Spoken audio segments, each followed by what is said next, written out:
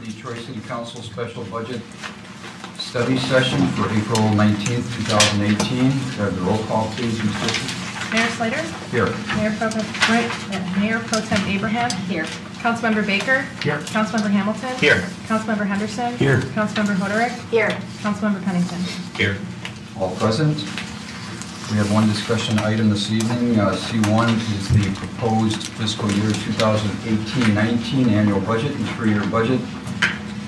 This is an overview of the 2018-19 budget, which should consist of the capital, which is water and sewer, and three-year budget, and addition is the issues that will be discussed tonight. Once again, the budget is available for review at the city clerk's office, in the Troy Public Library, and on the city's website, www.troymi.gov/budget. Having said that, I will turn the meeting over to Acting City Manager, Mark Miller. Good evening, Mark. Thank you. Good evening, Council and Mayor. I want to thank staff once again for helping out. We have a smaller crew here today, but we worked through the day to finalize this project presentation. So I'm going to go through the agenda. We're going to answer three questions that came up at the last meeting about Medigo, long-term capital planning, and bond rating and millage rate. Tom and I will be involved in that. Next, Tom will do a capital fund summary, and then I will do an overall summary of the capital projects, some highlights.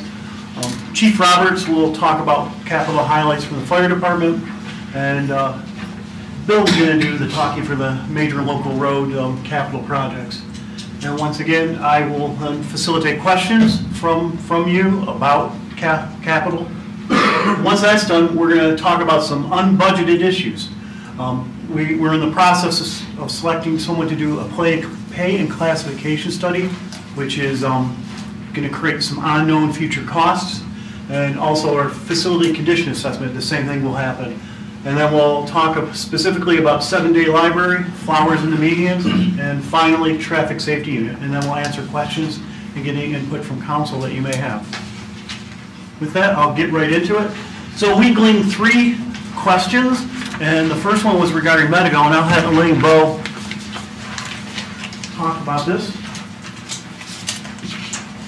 Good evening, everybody. Mark asked me to come back tonight. I met with the Medigo committee yesterday, just as information. It's a volunteer committee and 2 full-time people from SMART. And just to give you some information, the city uses the SMART funds for $172,000, and SMART did agree yesterday that $50,000 would be enough for this year. And so the total contribution from the city would be $272,000. They did express very seriously that they have a lot of issues that are going on, and part of the reason why some people aren't getting rides is because of growing demand for service, but they have a lot of efficiency issues with staff. All their staff is part-time. So they're trying to provide a full-time service with all part-timers. There's not a full-time coordinator. There's not a full-time dispatcher, so they're spending a lot of time training, and thus some people maybe are getting overbooked or not booked on the right bus and so on. So that's a really big concern to them. They're also having an aging fleet of the buses, which is pretty common. I'm sure Mark or Kurt could echo that. But they are getting 2 replacement buses in August of this year to replace 2 of their oldest buses. And then, again, the SMART repair staff maybe aren't fast enough in pushing out their buses. They have a very big fleet to repair. So sometimes the Medigo buses always aren't the first buses to be repaired. So in meeting with Mark this morning, that we agreed that I would come back, work with them to address these issues, and come back to you in 6 months with a further update. And we'll work closely with them to help them fix some of their problems. Elaine, I think there was one other stat that was really interesting. They went from 2 to 5 buses, and they're going to go to 6 buses. So their capacity has gotten larger, but they're not. The organization is trying to get used to this increased capacity. It's stressing them. Is that fair to say? Mm-hmm. Okay. All right. Okay. Also, I should have mentioned that there were 3 handouts that we put out. The PowerPoint, we had a summary report on Medigo that Elaine had prepared back in February. And then there is a capital needs assessment summary that was worked on in 2012. So this question came up about capital improvement planning. The budget includes a 6-year capital plan for major and local roads, sidewalks, drains, and water and sewer projects. Then all the other type of capital projects are funneled through a worksheet that was prepared when we did that one document and all sent to Tom, and Tom has to assemble them and put them into Excel? Or I don't know. Yeah, well, we use a 6-year capital plan, and that's usually through Excel for the dollars to see how that affects for a long-term range. So as a city, we are required to do capital improvement planning through the Planning and Enabling Act. So what we're proposing to do is to revisit this document and update it internally. And also, we want to work with Tom and maybe IT to develop or find a system in which people can fill out their worksheets for the future projects that we can seamlessly go into our budget process. Because now they're doing fillable PDFs and then really Tom just has to enter it, basically. Data entry, old-fashioned. And the one thing about it would be comprehensive, where currently in the budget we don't deal with some of the outliers like fire trucks and things like that. There's not a schedule of that in the budget currently. So then we're going to move to the next question, which Tom, you're going to address. So there was a question regarding bond ratings and caps on the millage rate and how that interrelates. So first of all, we're just going to ask the question, what are bond ratings? And it's a grade that's given by independent agencies on really the financial capacity of the obligor, I guess, which would be us or the city. And next. Now, these entities, which is basically Standard & Poor's, Fitch, and Moody's, they don't just go out and do it. You have to actually pay to have a rating done. And usually you do this when you go out to do a bond issue. So, and as long as those bond issues are still outstanding, they keep updating their ratings. So, the last one we had was for Standard & Poor's in August of 2013. Again, maintained or basically renewed their AAA bond rating for us.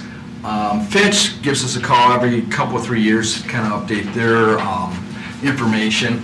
Now their official rating is AA+, but they tell us, well, we really have this, I don't know what an unpublished rating is, but they give us an unpublished AAA rating. So, whatever that is. And then Moody's, we don't have a rating for Moody's because we never used them with a bond issue, so we haven't paid them to do a rating. So again, we have a AAA bond rating. It's the highest you can get. It means that we have a very extreme capacity to meet our financial commitments. I would also suggest, though, what it means, besides getting a grade, at least for us, we think it's a great way that we use to communicate the city's financial strength, leadership, and good stewardship, of our financial resources really to our residents and our businesses. To me, that's, what a really good thing that it does for us versus just getting a rating. Next. So what goes into, these agencies in giving a rating? Well, one of the things, and they're all interrelated, so it's not just one thing, there's not a hierarchy, it's basically the conglomerate of, how do we budget our revenues and expenditures? Do we use reasonable assumptions in doing that? Do we monitor our budget? Do we amend our budget when necessary? Do we try and hit the targets that we've established? Do we have a long-term financial plan? Well, we certainly do. We put out a 3-year budget. That is a long-term financial plan in itself, along with 6-year capital plans and all of the things that we do with it. We have a long-term capital planning, investment management policies. Again, we have an investment management policy that we review and approve every year, right? I bring to City Council. Debt management policies, reserve and equity policies, which is our fund balance policy, right? We have that we want to be between 20 and 30%. All these things interact they use to give us our ultimate rating. So, if we have a millage cap, right, and I think that was kind of the basis of, we have a cap millage, that's probably, not, kind of a downer, right? It reduces our ability to raise revenues when needed, right?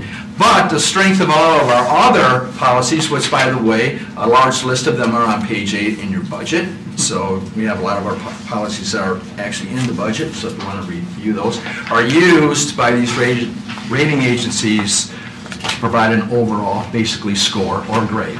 And in our case, it's AAA.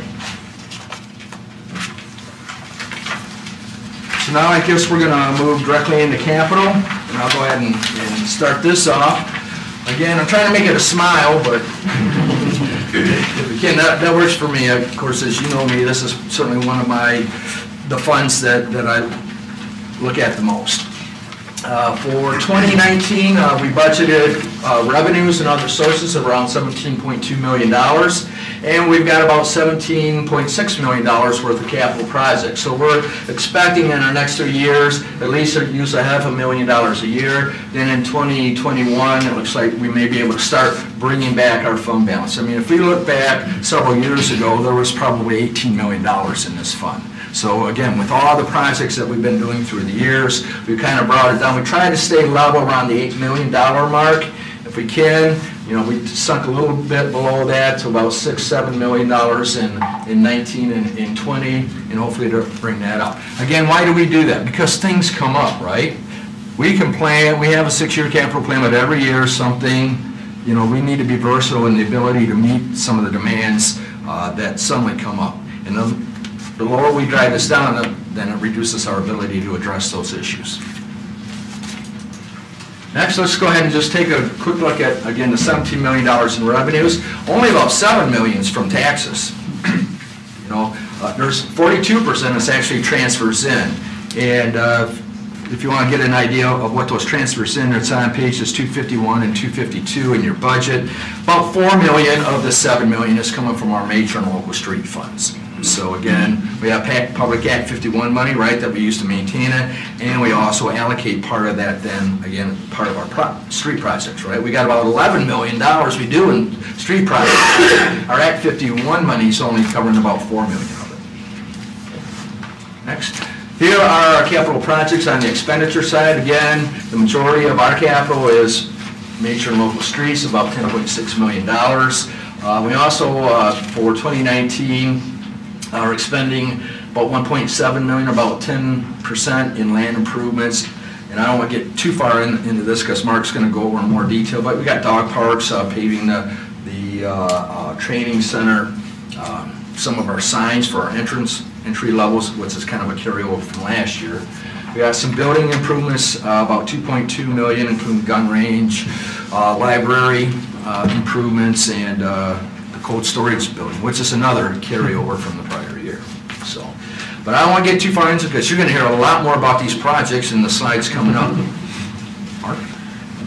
So I'm going to present an overview of some highlights in the capital projects fund. We have in-car computers for the police department at $150,000. Gun range improvements at $200,000 for the police department, and this is to do with a study, and then there's an estimate of what the potential cost for the actual sound remediation would be. $750,000 of new funding for trails and pathways. $150,000 for park tennis court resurfacing. Kurt, is that Bolin? Princeton Park. DPW roof, that's a big one, $450,000. And major and local roads at $11 million. Now I'd like to bring up Chief Roberts to talk about the fire department. Thank you, Mark. Good evening once again, Mayor, City Council. Just want to quickly go over what you already know. And back in January, you approved a fund transfer for the fire department to purchase 2 ladder trucks. So I just wanted to give you a little explanation as to why we need them and what the advantages are of that. So our current ladder trucks that we're going to replace is ladder 5 and ladder 6. Those are the ladder trucks at Station 5 and Station 6. Trucks are 20 years old. They were ordered in 1997 and we took delivery in 1998. And we found that with these trucks we have about a 15 to 20 year life expectancy. And sure enough, with these 2 trucks, they're sister trucks, but especially with ladder 6, we're finding that we're starting to have some issues. So mechanical and electrical issues, some frame rails that are rusting, brakes that are failing. It's just like any piece of equipment, over time it just gets worn out. And since we rely so much on this, we have to replace it every so often. So we've reached the maximum life of these 2 trucks. We're purchasing 2 new trucks that I'll talk about here momentarily. And if you'll notice that, and this was a question I think earlier when we brought it before council, is what do we intend to do with the 2 current trucks?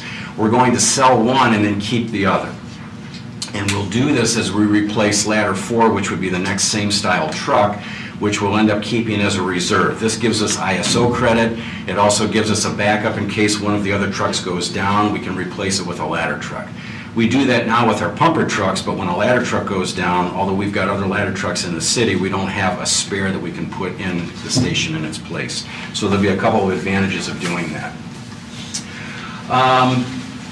Another advantage is that these new trucks will be a little bit longer, so 75 feet instead of 65 feet in height and in reach. And as you can see kind of from the photo there, one of the tactics that we use, maybe not so much in this type of fire, but if we get a 2-story residence that's on fire, a lot of these houses sit far back from the road. Our trucks are heavy, we can't get them too close.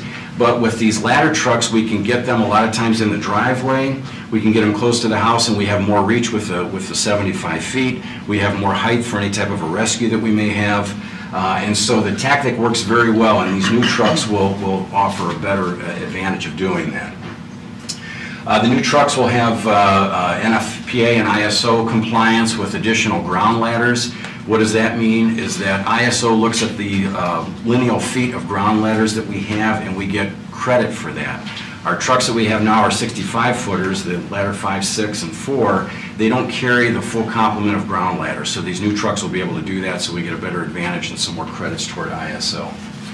The design of the new trucks allows us for a visual inspection. The current ladder trucks are welded steel, so there's no way to really see inside if there's any corrosion or any failure. We all heard on the news recently the jet engine on Southwest Airlines was metal fatigue, so we kind of have the same risk with our ladder trucks. The new design from Sutphin is it's externally bolted, so we can visually inspect that and we have a better idea of how, what kind of condition that it's in. So this is a picture of the new ladder truck. No, it will not be red. I apologize. It will be yellow, but that's the style. It's the SLR 75, so it's 75 feet. Advantages or benefits are firefighting and rescue, as I mentioned. Another benefit is that these trucks have a higher pump capacity. So another credit that we get from ISO is our current trucks are all at 1,500 gallons per minute, which is a lot of water. These new pumps will deliver 2,000 gallons per minute. So with the help from the water department, we have a great water system in Troy. We'll be able to pump more water, which makes our efficiency go up. We can put the fire out faster, theoretically. Another benefit is that it standardizes and simplifies the training for all of our volunteer firefighters. So if you look at our fleet in general, we've standardized on all of our pumpers, and that's the Pierce manufacturer of pumper trucks. So every fire station has a Pierce pumper. All the members are learning on the same pumper truck. As we start to get into these Sutphin trucks, everybody will learn on the Sutphin ladder truck. Now, we currently have 3 100-foot ladder trucks. Those are the big ones with the bucket that we give rides to people at open house. Those are all Sutphin, and we've had very good luck with Sutphin. So these new, smaller ladder trucks will be Sutphin. So we're getting down to 2 manufacturers, Pierce and Sutphin. So not only does it help with standardization for use and for training, but it also helps our fleet division with stocking parts and learning how to service those trucks as well. So the financial considerations, as you may recall, in January, City Council approved a budget amendment request to transfer funds in the amount of $1.6 million to purchase these 2 trucks. We utilized the Houston-Galveston Council Cooperative Purchasing Program, which gave us a better price. And again, this is a 15 to 20-year investment for the trucks. Bill Hoonery. I was just asked to talk a little bit about roads because it is about, well, it is the largest expenditure in the capital fund at $10.6 million. Of that, about $3.7 million is identified for or proposed for our local roads, and about $6.9 million for our major roads. The $6.9 million, there is about $2.7 million that's federal reimbursable and some tri-party money, so it's about a $4.2 million expenditure. In addition to the 2019 budget, we also have the 5-year capital improvement program for roads in your budget. Local roads are budgeted at about 3.5 million over that 5-year period, and major roads kind of ratchet down to about 3.2 million in that final year, 2024. And really that's because we're moving more to a maintenance type mode in local, or in major roads, similar to local roads. And we don't have the large federally funded widen and reconstruct projects. We've got John R. coming up this fall, and then Rochester Road after that in 21. And after that, we're kind of done with the large widen and reconstruct projects. The map there shows the projects that are proposed in the 2019 budget, as well as in the 5-year capital improvement program. What's not shown on the map, kind of the annual allocations in major roads. We have $1 million that we budget annually for industrial roads, and in 2019 we'll be doing work on Somerset, Axtell, and Northfield Parkway. Someone that asked about that, but we had been looking at that already because we had taken calls about that. And then one of the other annual allocations is major road concrete pavement replacement or slab replacement on our majors. We're looking at Coolidge south of Maple for that, and then $1.5 million in the local road fund for concrete pavement replacement. And those areas will be kind of identified as we move forward. DPW's got Delisio doing slab work this spring, finishing up the 2018 season. Once that's done, then they kind of take a look at the whole system with our PACER ratings and kind of run back through to identify additional areas this summer. So I mean, I don't have much more than that, other than if you do have questions and anything that was presented up till now, go ahead, try and answer. Questions about roads, I can answer. You pretty much answered it, I think, but I was just wondering why the funding was tapering off in 2021. I think you just answered it then, because we're going into maintenance mode. Yeah, and that's really, that's and that's kind of the 6.9 million this year. If you take the 2.7 million out, we're at about 4.2, going down to 3.2. We're kind of in that range, 3.5 to 4 million, 3.5 to 4 million. So we're about even in locals and majors, and that's kind of where we wanted to get to, because we spent so much money in majors, kind of 14, 15, 16, and now we wanted to try and put that additional money into locals, and that's kind of what we're doing over the next 5 years, where we're more or less kind of even. And we will have some projects, tri-party projects. What you didn't see on the map, South Boulevard, Adams to Crooks, because that's kind of funded in the current year, but it's going to be something that starts this summer. Adams from Square Lake to South, that's another project that we're joint with the county, but we don't have a share in it. There's federal money and county money. Will benefit from it. Long Lake from Corporate to Tower, federal money, county money, we don't have a share in that one. We worked with the county to get Livernois, Maple to Big Beaver accelerated and thrown into the mix because of the condition of that road. So we're seeing a huge benefit from the money that we did spend on county roads, because the county, when they have excess money, it happened last year, the winter before. We had a light winter, the county said, hey, we got extra money, can you guys use it? Yep, bring it over. And 250 grand they just gave to us. And so it's that experience that we've had, and obviously we spent a great deal of money on their roads, they're trying to pay us back. So we're trying to take advantage of that where we can, and that was one of the other things when we have some fund or some fund balance in the capital fund. If all of a sudden, when I first started here almost 23 years ago, that we got a call from MDOT and they said, hey, we got federal money that's available. Do you have a federal project that can get brought up to MDOT? Happened to be Long Lake, the last 2-mile section to the east. We were able to capture about $15 million because we had kind of some forethought to have plans on the shelf. So those types of things, and now with this experience with the county, it's been very fruitful. Bill, can you give a quick federal funding 101? You know, like why do they qualify and what percentages? Yeah, in general, most of the splits are 80-20.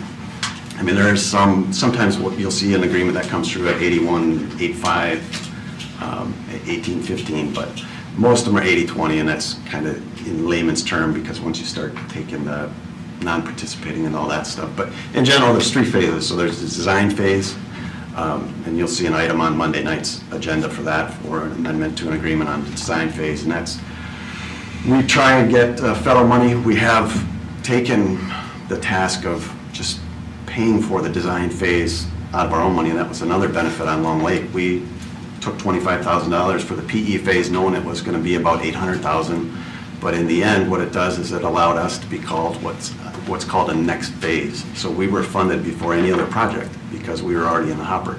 So by saying, oh, we'll take the 25,000 and we'll pay for the local match of way over match, like 95-5, we were able to get our $15 million for construction before anyone else.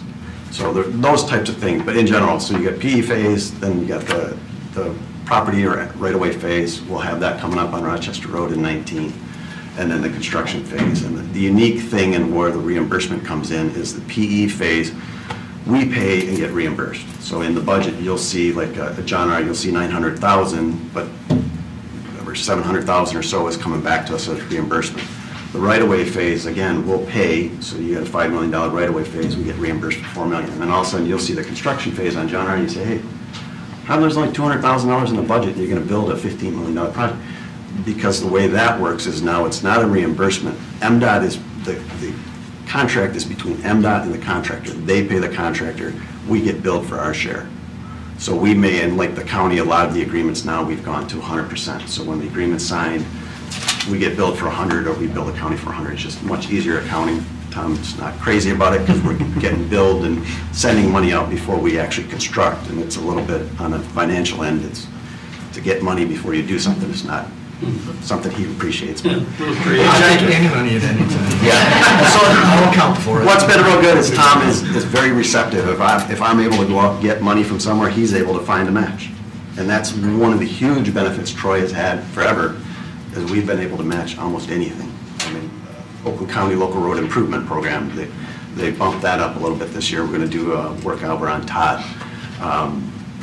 Commissioner Fleming, Wade Fleming, is kind of the lead for that program, so it's something that he's pushed for us to stay involved in. We have tri-party, 50-50. I mean, we've tried any way you could fund a project, but I think we've tried. And we've done advanced construct where we've put money out and been paid back over years.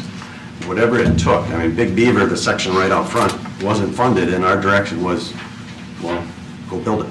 And so we figured out how to get it funded. We got it funded even when it wasn't in the mix.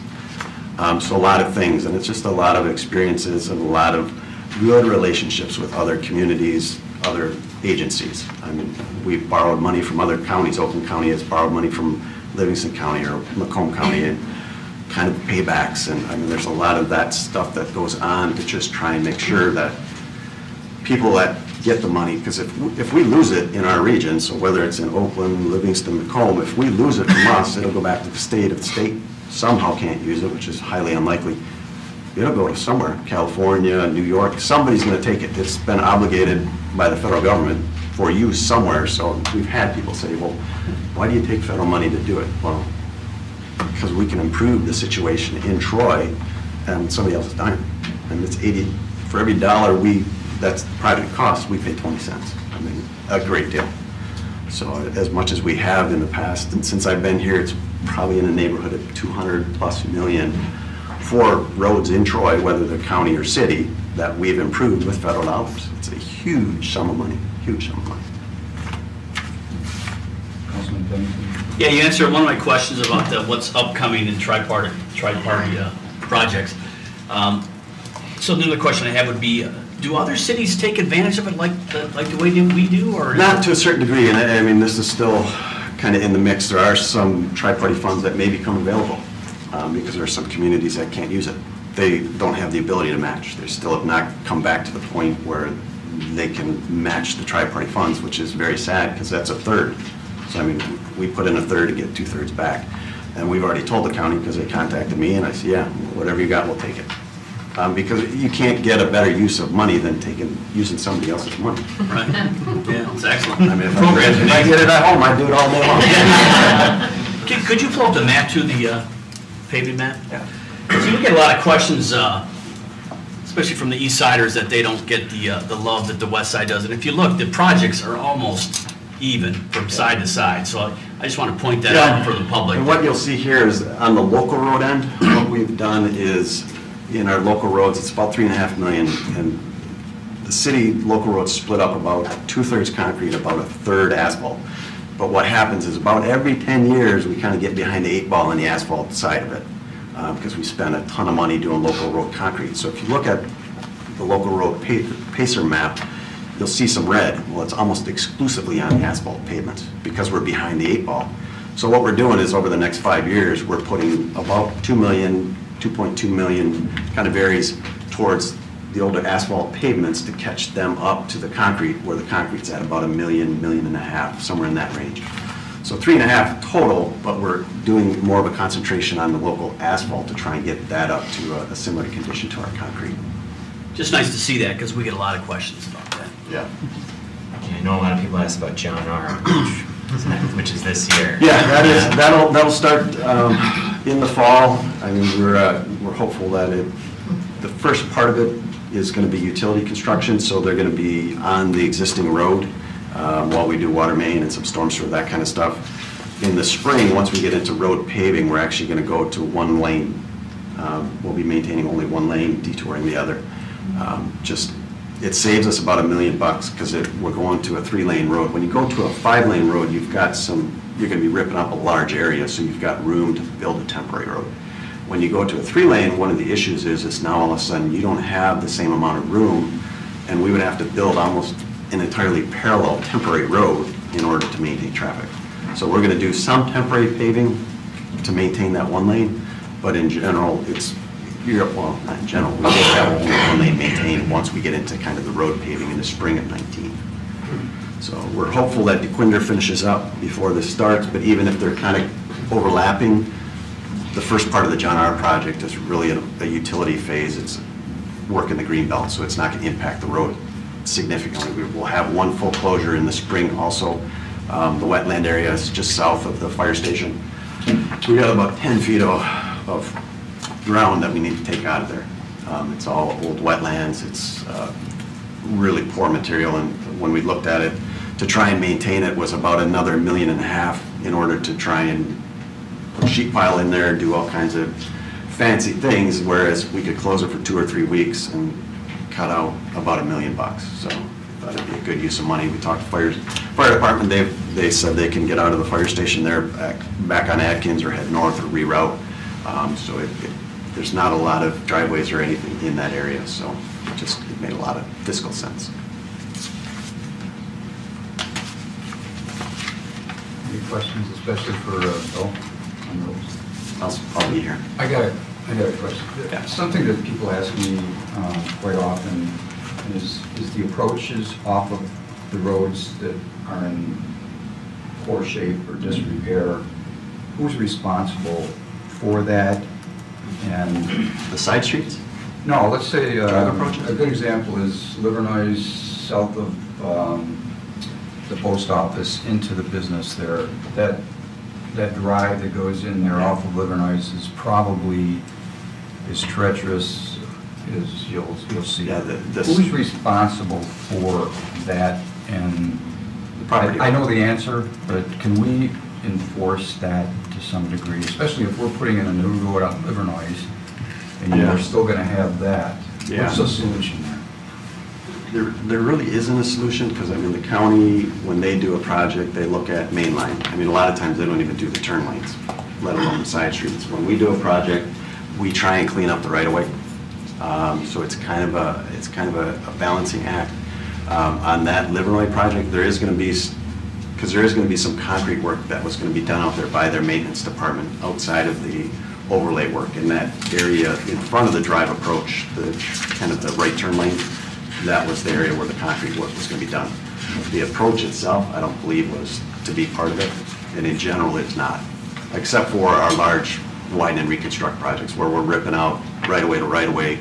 Everything's coming out, everything's going in. When we do an overlay type project, a rehab maintenance type project, we don't typically do approaches. Side streets, like on a South Boulevard, we've been doing them up there. But in general, on an overlay project, we've not done driveways or side streets. Yeah, I knew that was the answer. I was hoping we'd get a solution, because it just doesn't make any sense to put in a new road and then have something like that. No, and it is something that can be incorporated into a project. It's just additional cost. I think you should look at that, because there are some that, and I think the thing that's frustrating to me and some people, is that the city will come through the neighborhood and tag my driveway, Yeah. because it's this much above or below the grade, and force me to do something with my driveway, but we don't do anything with Yep. something that's much, much worse. Yeah, and I think the reason being is over the years is, I mean, it's a property maintenance. I mean, if you have something that's, technically it's public right of way, but you're responsible to maintain it. So should the city use city funds to replace a drive approach where somebody may not have paid to do it where another property owner has? So I mean, we're kind of subsidizing that person's lack of maintenance, where, and I can see the argument both ways, and it's just an additional cost to the project. I mean, it's something that can be incorporated into any project. I don't think the city should pay for it, but is there, if someone could go tag the mayor's driveway and say they need to fix it, do we not have similar capabilities with commercial property, or? That was my question. Yeah. Chapter 34. Mayor, we do have the power of nuisance abatement, and if it rises to the level of a nuisance abatement, then perhaps we can, take some action. So that is a possibility. Questionable on the county road, in county right away. Right. The city road, I think we'd have more power. I don't mean to keep beating this dead horse, but so in that particular situation, though, where the entrance there is crumbling, and who owns that? Is that the business owner's property? So we can't tag that and say, hey, you guys got to fix this, or can we? But to Ethan's point and the mayor's point, you can do it. It's been an issue forever. You can do it to Dane's house, but you can't do it to them. I mean, I don't get that. Or correct me if I'm wrong, Chapter 34 is what we use for residential and major road driveway approaches, enforce that on city right-of-way. I don't know if it speaks to county right-of-way. I don't know if we can enforce that ordinance on county right-of-way. Using the example of Livernois being a county road, and I don't know if we can amend Chapter 34 to cover county right-of-way to do that, but that's something we can look into and come back. So would the county have to then make that, the county would have to call them and say, hey, clean up your driveway? Is that? I guess at this point, if there is a particular location, let us know what those locations are, and we're happy to do what we can to get them, to take care of their property. So we don't inspect it as a city. We wouldn't go through as a common place and say, hey, this needs, and call Wade and say, hey, Wade, can you? Yeah, as part of a rehab, like a mill and overlay project, no, we would not normally do that.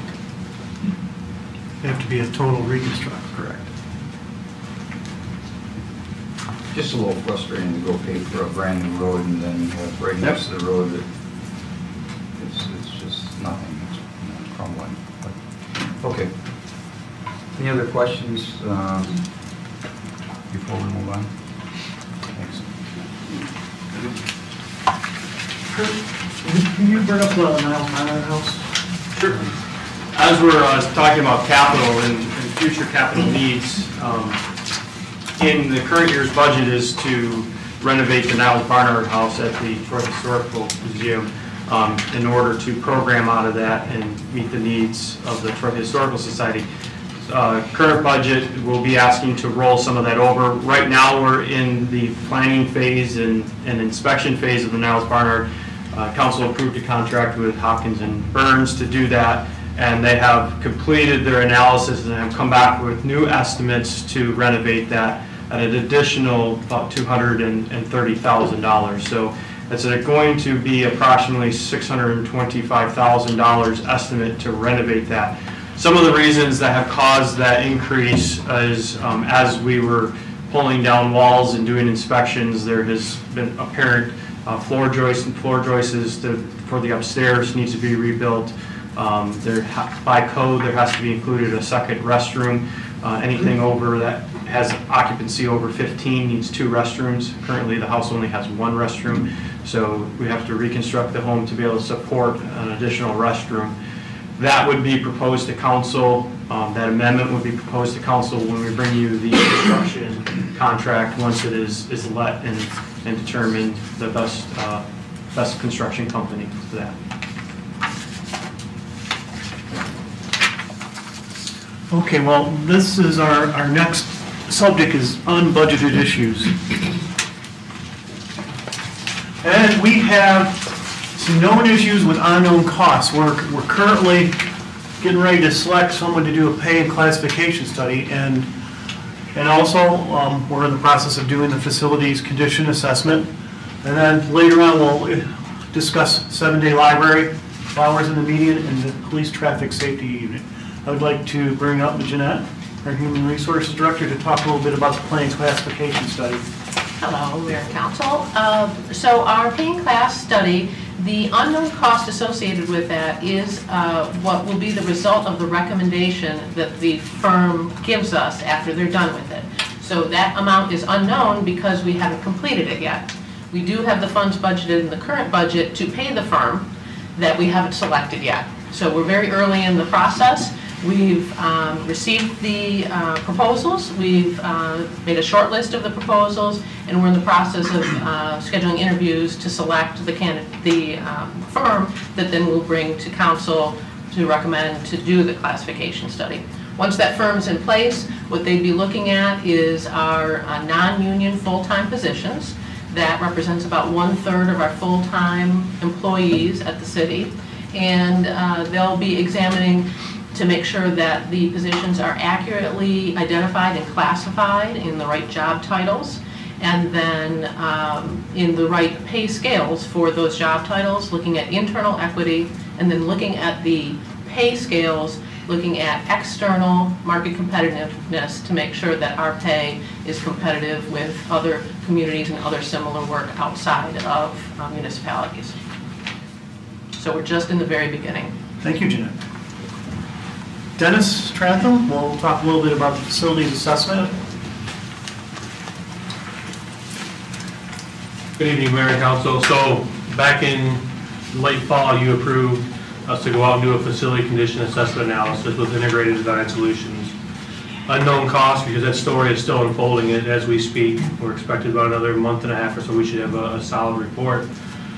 Of all 52 municipal-owned buildings at City Hall, Police Department, Court, Library, Park buildings, park structures, play structures, all grounds included. So here's a couple of examples of some draft numbers that I received in no particular order. Police Fire Training Center in 2023, you're looking at about $100,000 in mechanical costs. 2021, $120,000 in a roof. Community Center 2028, we're looking at $3.5 million to replace that roof. Library, $1.2 million in 23. Carpet, $325,000. That carpet could literally be replaced today. It's in that kind of a shape. It's we did the youth carpet this year, but this is in the adult area. So mechanical, another $400,000 in 2023. For the library, there's probably another $1.5 million of stuff they sent me for some preliminary information here. That's relatively urgent. So these numbers are inflated with the timeline. So the sooner we did them, the less costly they would be, but they're projected to last this long with these dollar amounts. Thank you. Bill Quick, Assistant Library Director, to talk a little bit about the 7th day. Good evening, Mayor and Council. The Library Administration was asked to look into the cost of 7-day service at the library. And before we go into that, I just wanted to give everybody sort of make sure everybody's on the same place with our current library budget. Library expenditures for this year, for the fiscal year ending in June, are about $3.8 million. Of that, computer services and materials budget make up about 28% of our budget. That's the things that our product, that's what we give to the public, materials and technology.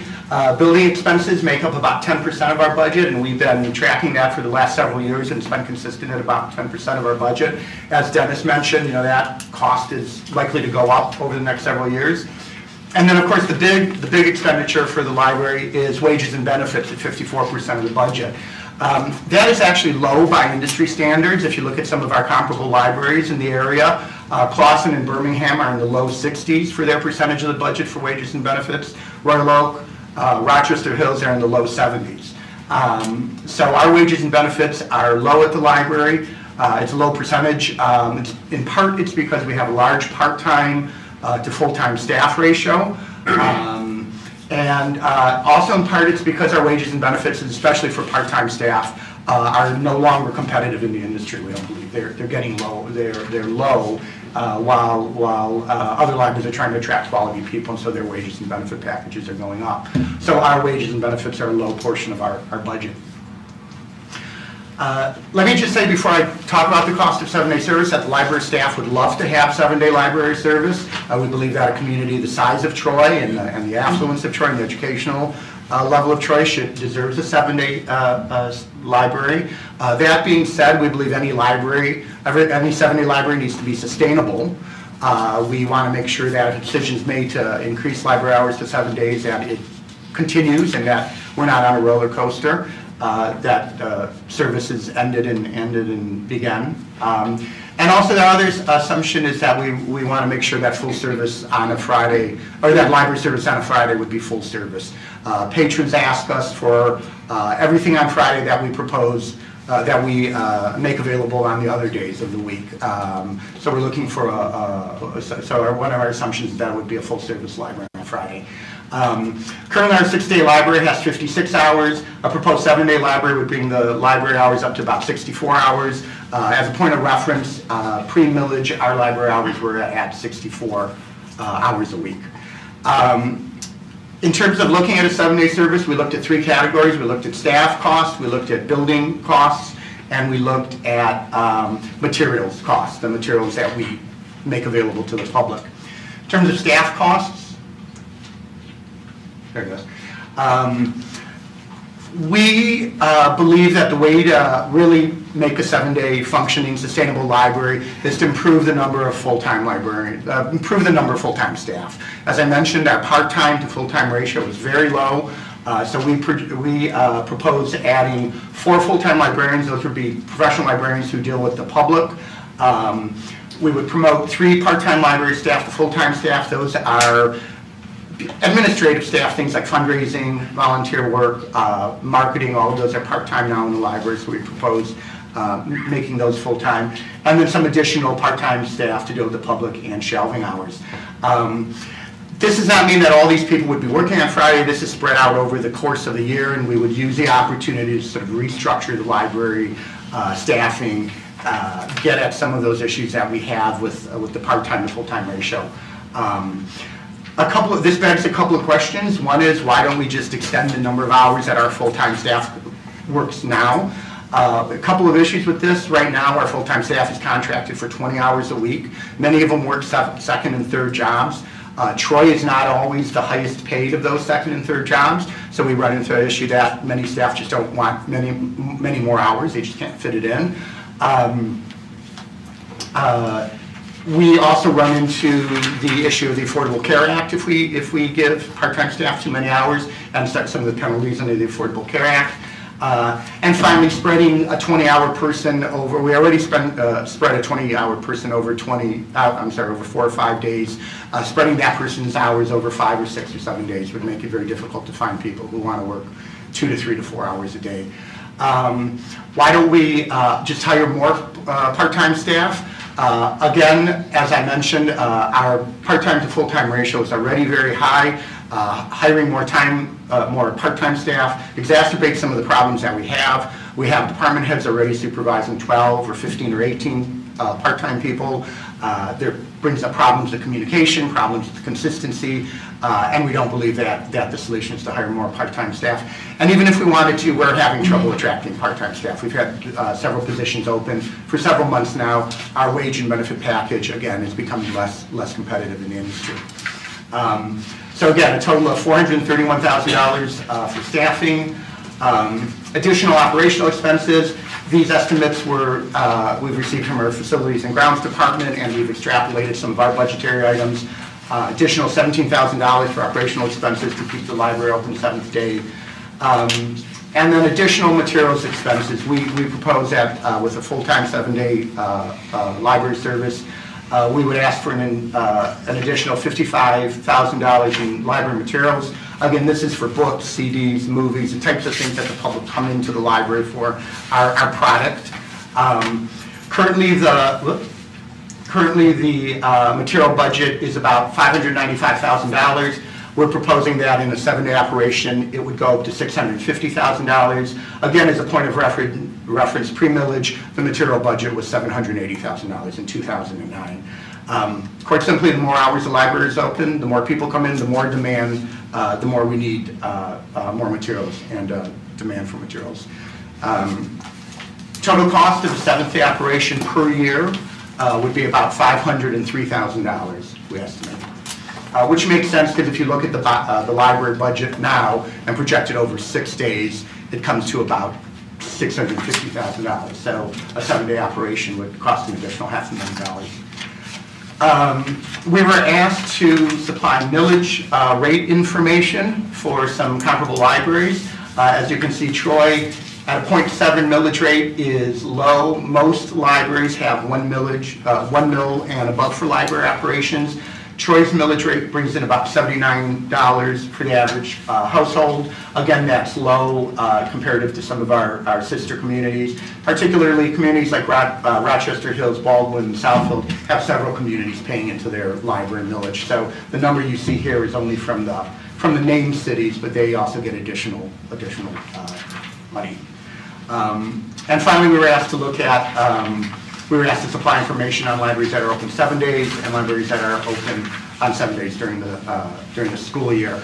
Again, for reference, the Troy Library is now open 56 hours, and a 7-day operation would bring us to 64 hours. Tom? Untrust the money? Okay, so just real quick, let's review where we're at today with a 6-day operation. Again, in 19, we got about 3.5 million and spending about 4.2 million. So as we go through our 3-year budget, you can see that we're spending fund balance each and every year. In fact, it comes to that we're already going to be subsidizing the library before the end of the millage. In 2018, we're projecting that we're going to, from the capital fund for their capital improvements, it's going to be about $341,000. By the time we get to 2021, not only are we going to be subsidizing some of the material collection, but also the general fund will have to contribute $90,000 from a budgetary basis. So again, and if you look at your budget, you can see that fund balance is going down. Now, with that being said, guess what? 2021 is the end of the current millage. So it all sets back to zero again, right? Or at least it goes up to a vote. So before we even start thinking about a 7-day library, the point here is that we are already subsidizing for a 6-day library. If we go to 7 days, now again, it was said that, you know what, the total cost is about $503,000, right, for the additional 7th day.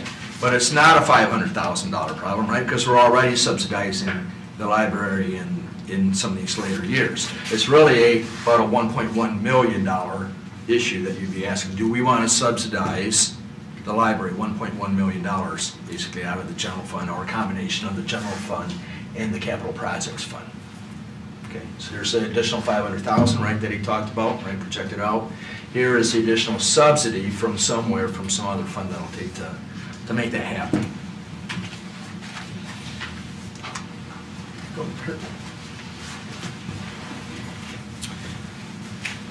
Flowers in the median.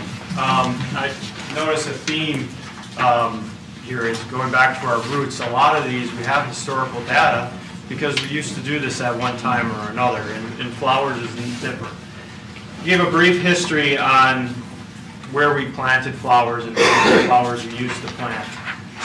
Some unique things historically is when we planted flowers at these municipal buildings or in the medians, we had the use of the underground irrigation system that was already in place and already invested by the city. It has been since 2008 since that irrigation has been used. That irrigation is no longer able to be used. When an irrigation system doesn't get used, road construction or right-of-way activities, that irrigation system gets damaged. And usually when that damage is found is when you turn the system on.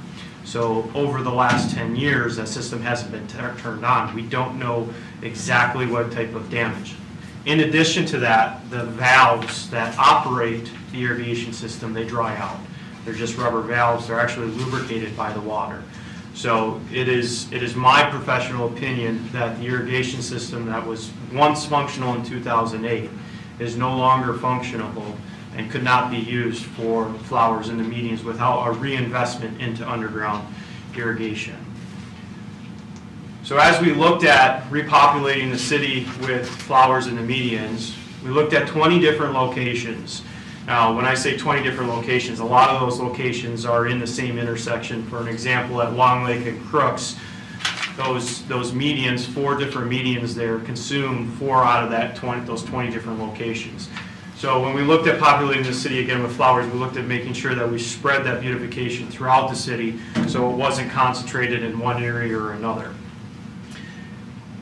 As Elaine indicated and the library indicated, part-time staff is an issue not only in the city of Troy, but across the state and really across the country. We used to hire over 64 seasonal employees in the Parks and Recreation Department that would be responsible for a lot of this maintenance that we used to do. We cannot fill our 14 positions that we have to date just to maintain the parks now. So when I was asked to put together a figure to put a number to this idea, I could not use seasonal help because it's not available. The only option was to reach out to some of our current landscape contracts and see what it would take to institute this idea. And before I flip the slide, I want to share with you, I was equally as shocked that you probably will be at the cost of this, and I reaffirmed with a couple of companies, and this is a good estimate. So for those 20 locations, we had a couple of things that we had to do in order to prepare the area. We have to remove the sod, replace with good soil, so we were given an estimate of a total of $20,000. To plant the flowers, the actual purchase of the flowers and to plant them would be $15,000 a year. Where the large maintenance expense comes into is the manually watering that would have to take place to go out to these 20 different locations, weed them, water them 5 to 6 days a week, depending on the weather pattern during that summer. And we'll get into the response of the FIT team later on in this presentation, but I will share with you some of the FIT team's questions that you may be asking yourself is, one, can we reduce the number of locations to bring that cost down? Most of the contractors that I spoke to aren't equipped to go out and manually maintain different annual beds throughout the city. The cost would not go down exponentially because you decrease the amount. They still have an investment in their employee and in the equipment to go around to each location. So the first year cost is a little bit more because of the preparation of the land. And then you had the future annual cost of $350,000.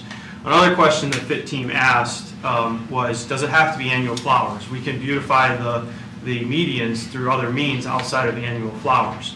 If you remember, we attempted to do that in the Big Beaver corridor when we reduced the irrigation from once a day to every other day. And we planted what was called some low-grow walkers and some hostas. Since then, we have turned the irrigation back on.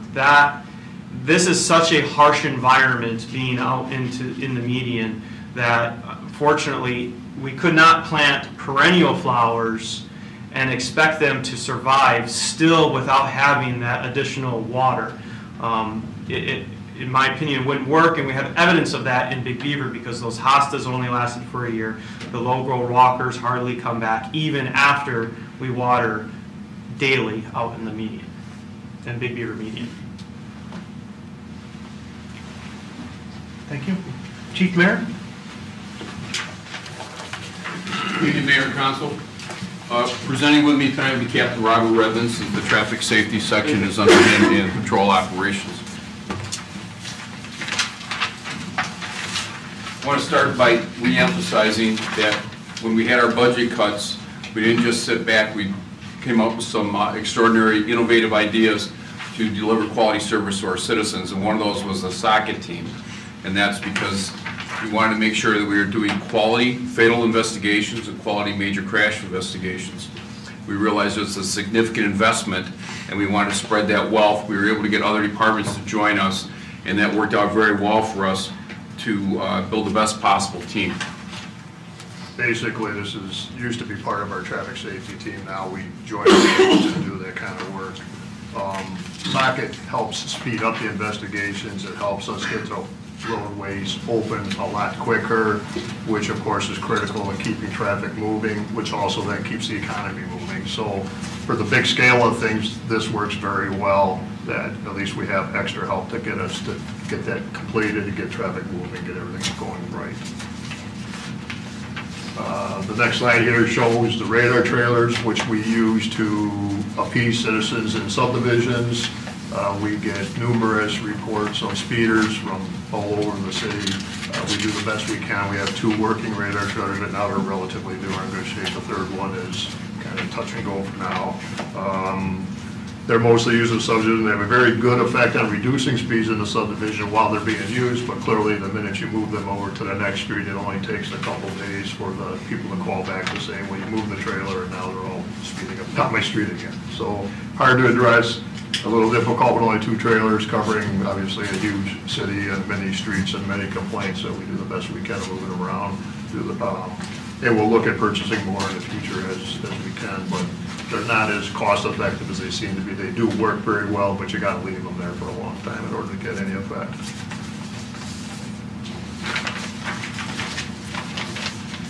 Motor carrier.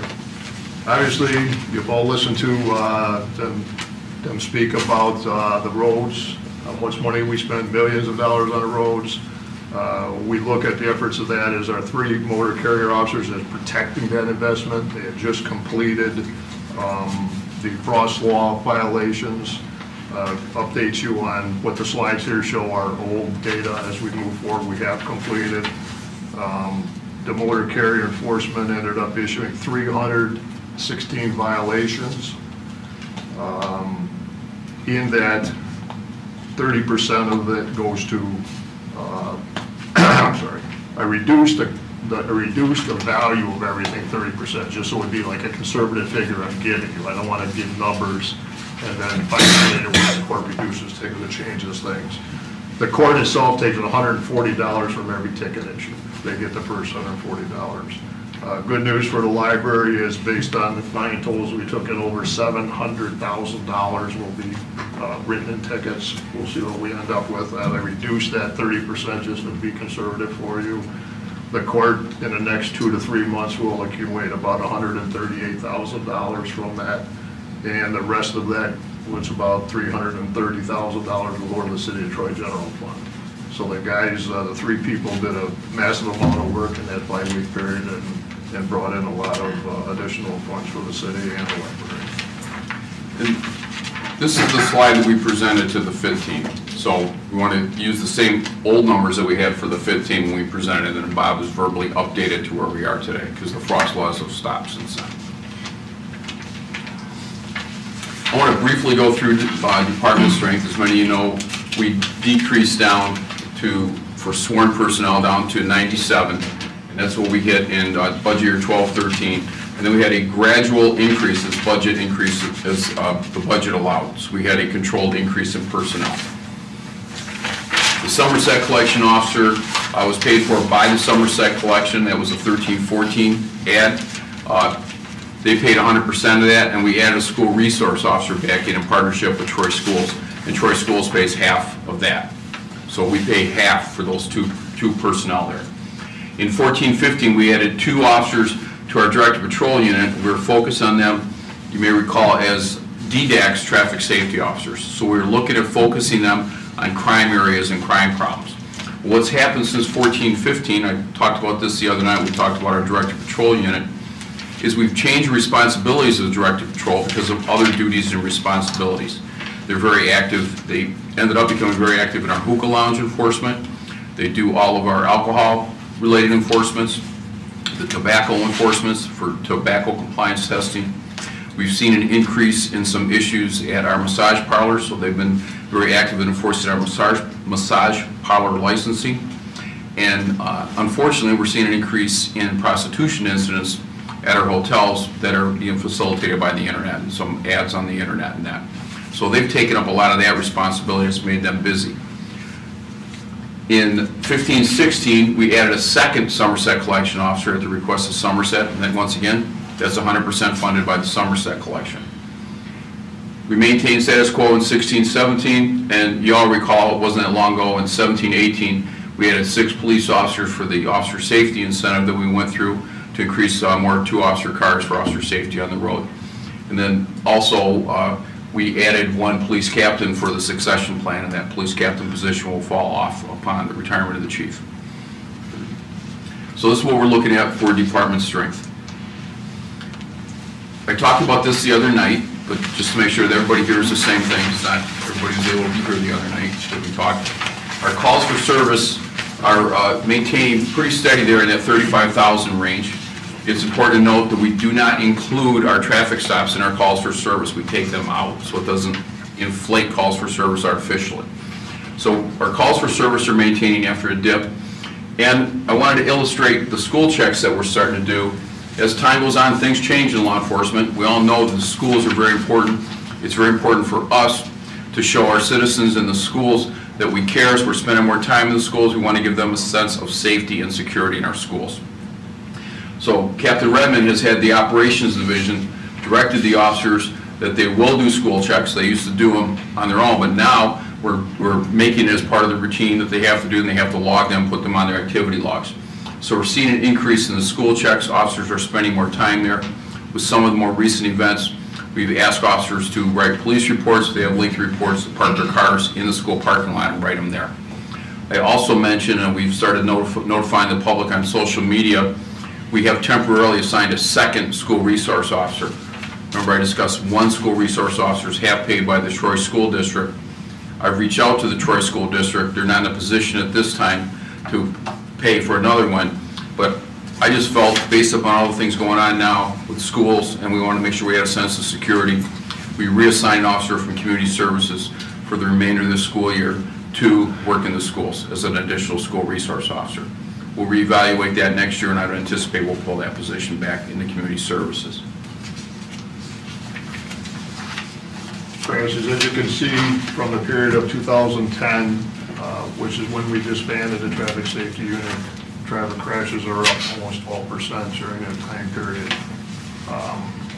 It has its ups and downs, but clearly it's tracking up, and it's going to continue to do so.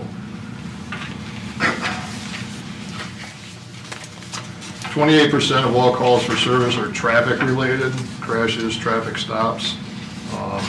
Crashes are up 12%. Police officers, we know, are best on how to decide to prevent traffic crashes and crime.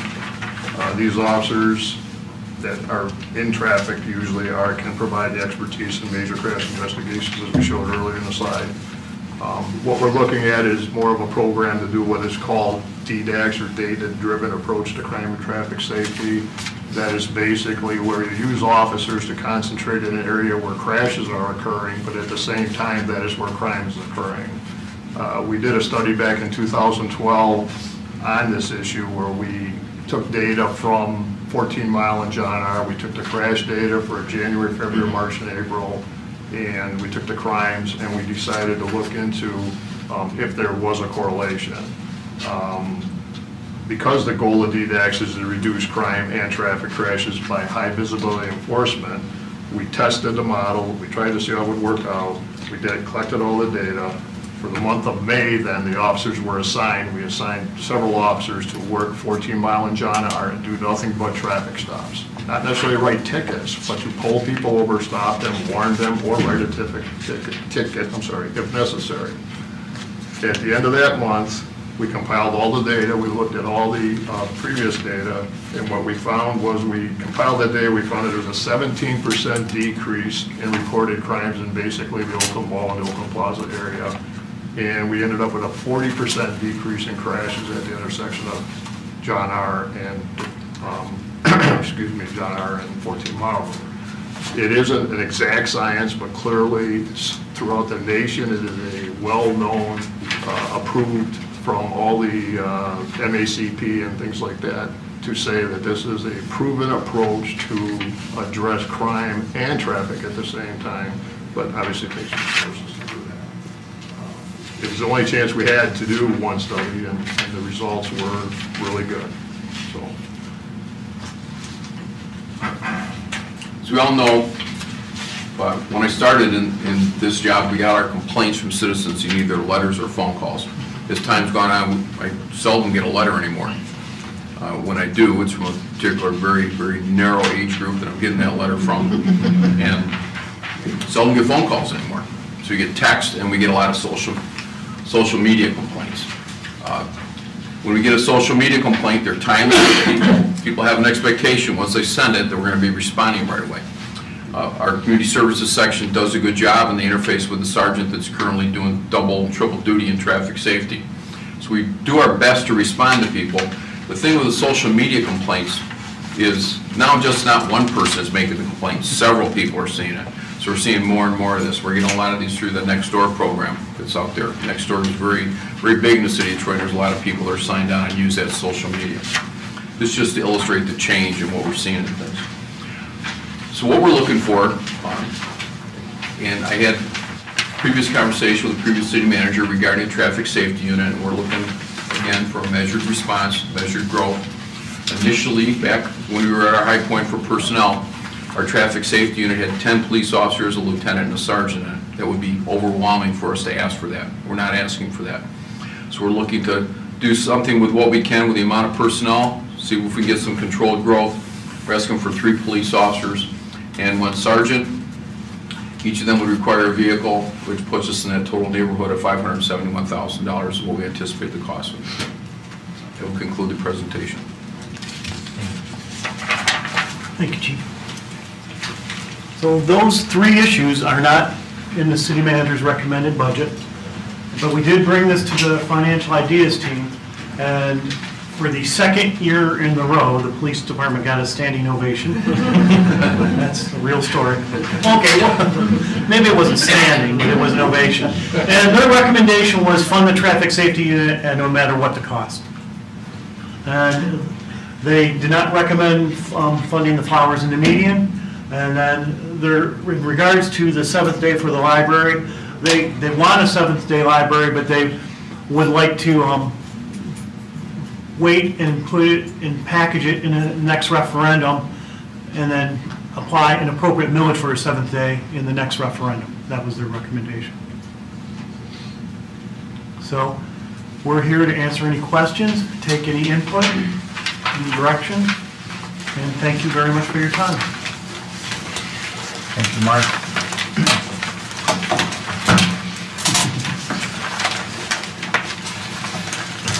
Who wants to go first? I'll go first. That's okay. So what is the effect if we fund the traffic safety unit, if we fund, put $500,000 into one or do both? What would you say the cost would be, like the true cost to our bond rating, to our financial stability, to our long-term plans? If this were to become an annual, if either of these were to become annual funding, what are the pros and cons? We know the pros, what are the cons? Go ahead, Tom. This is a question for me? Okay.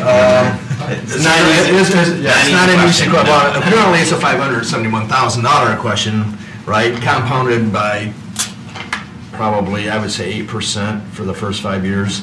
Because new police, they have step increases, right? Which is typically, I think it's 8% the first year, 6%, 4%. But I'm not going to talk to that. Anyway, it's not probably just 2.5%. The issue is it's a $571,000 annuity, right? It's an increase in our operations or operation capacity. And I'm all for it, do it. The issue is in light of the unknown costs, right? And I want to circle back around to that. Between the wage study and our building assessment study, is it right to pull the trigger right at this point? We certainly know that we need it, and I'm all for it. It's, again, in light of the other things, this makes sense to do it at this point.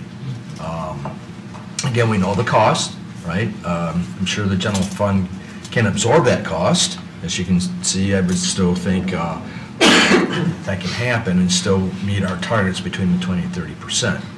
Again, that just leaves less money, right, as we typically do at the end of the year, right, to fund for whatever capital project we need, or fund the legacy cost, or, again, what are these unknowns? That's my biggest fear, if you're asking me personally. What are the unknown costs from the wage and classification study and from the voting assessments?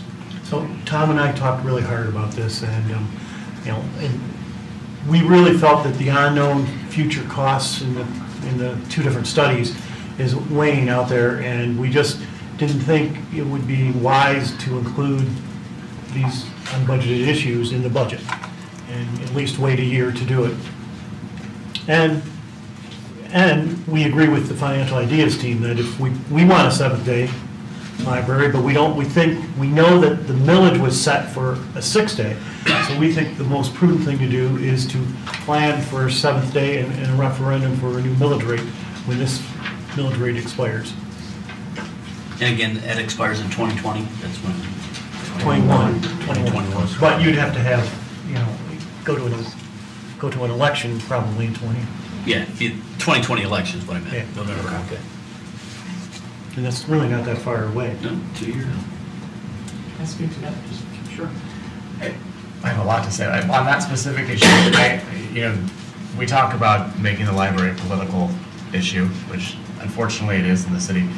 But basically, we're already subsidizing the library and will no matter what. So the question, what we have existing isn't sustainable, based on what Tom's saying, if we're having to pull money from other places.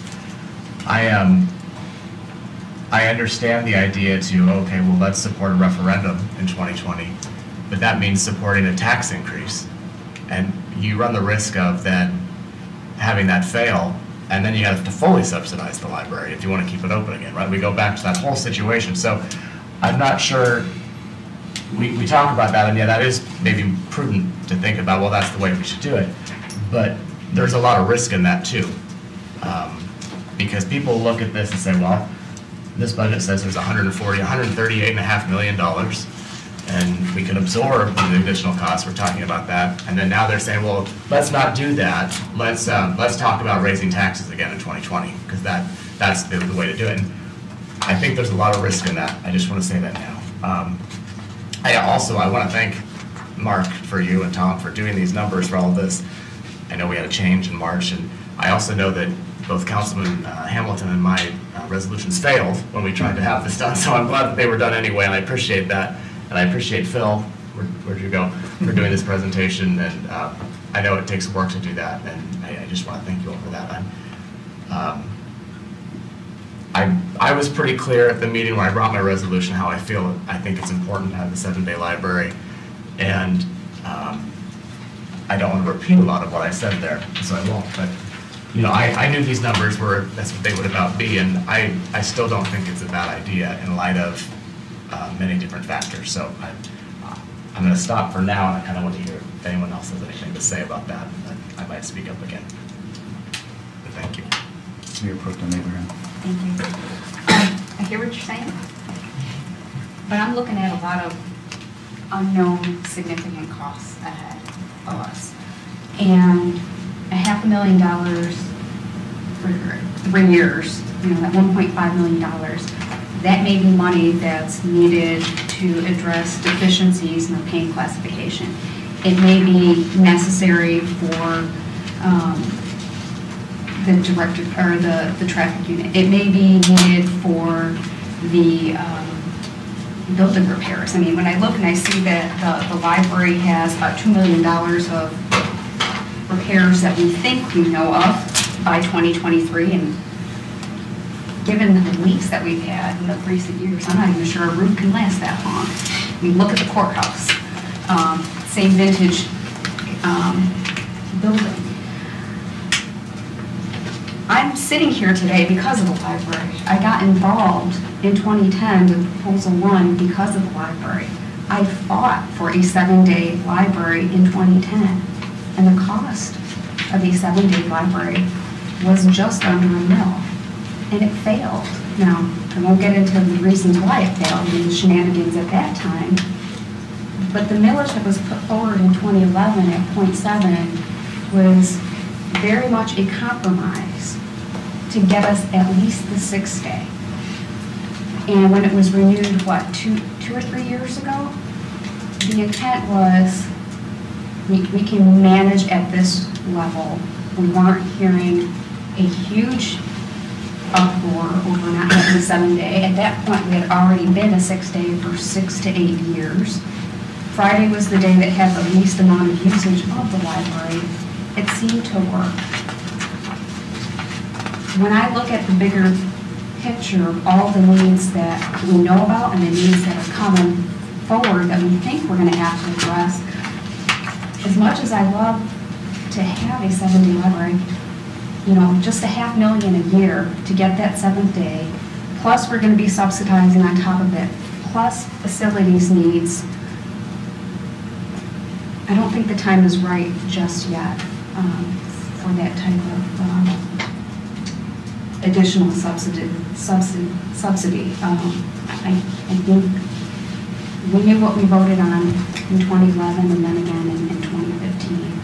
And when it comes up for a vote again, I'm hoping we can get a 7-day library. No one likes additional taxes, but we get such value from our library at $80 a year.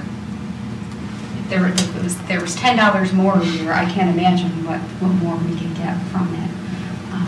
But right now, I don't think the time is right, not knowing what's been presented here today. Did you want to speak about the other 2 issues or just the library? Or should we just talk about the library first and then move on from there?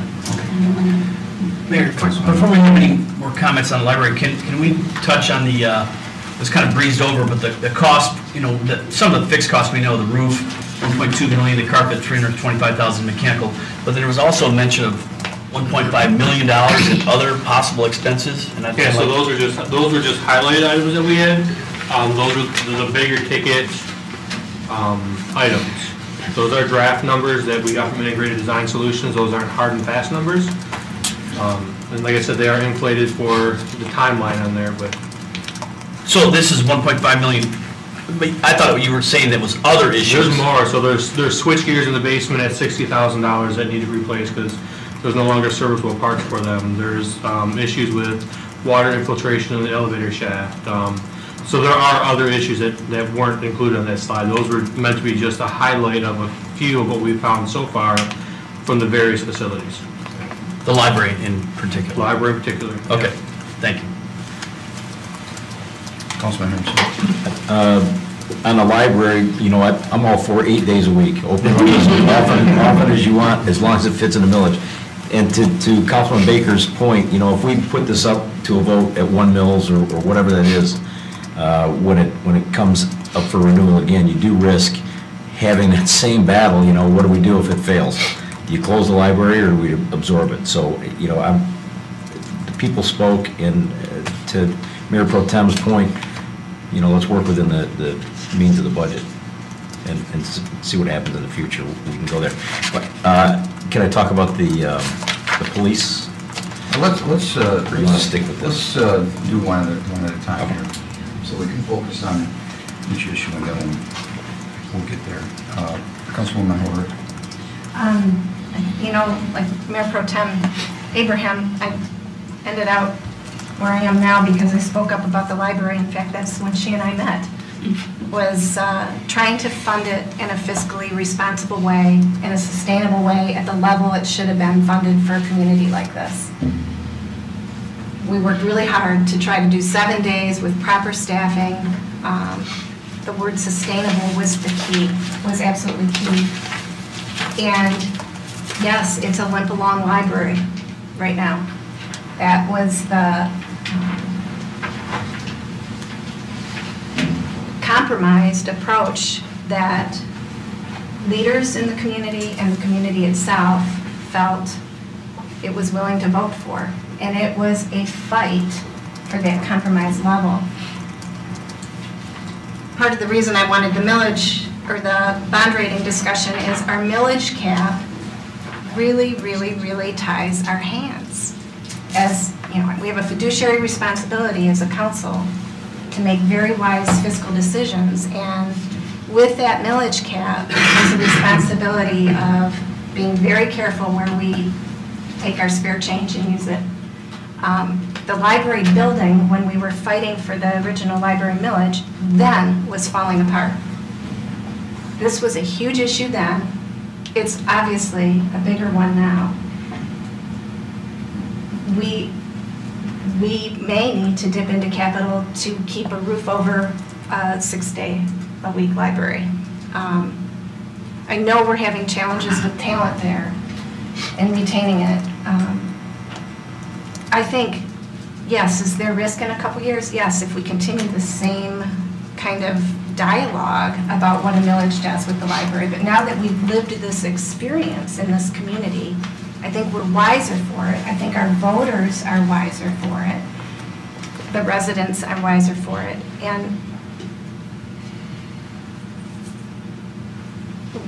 we are in the place that we're in as a community and rode the downturn and kept our bond rating because there were some really solid leaders that held the line to be fiscally responsible.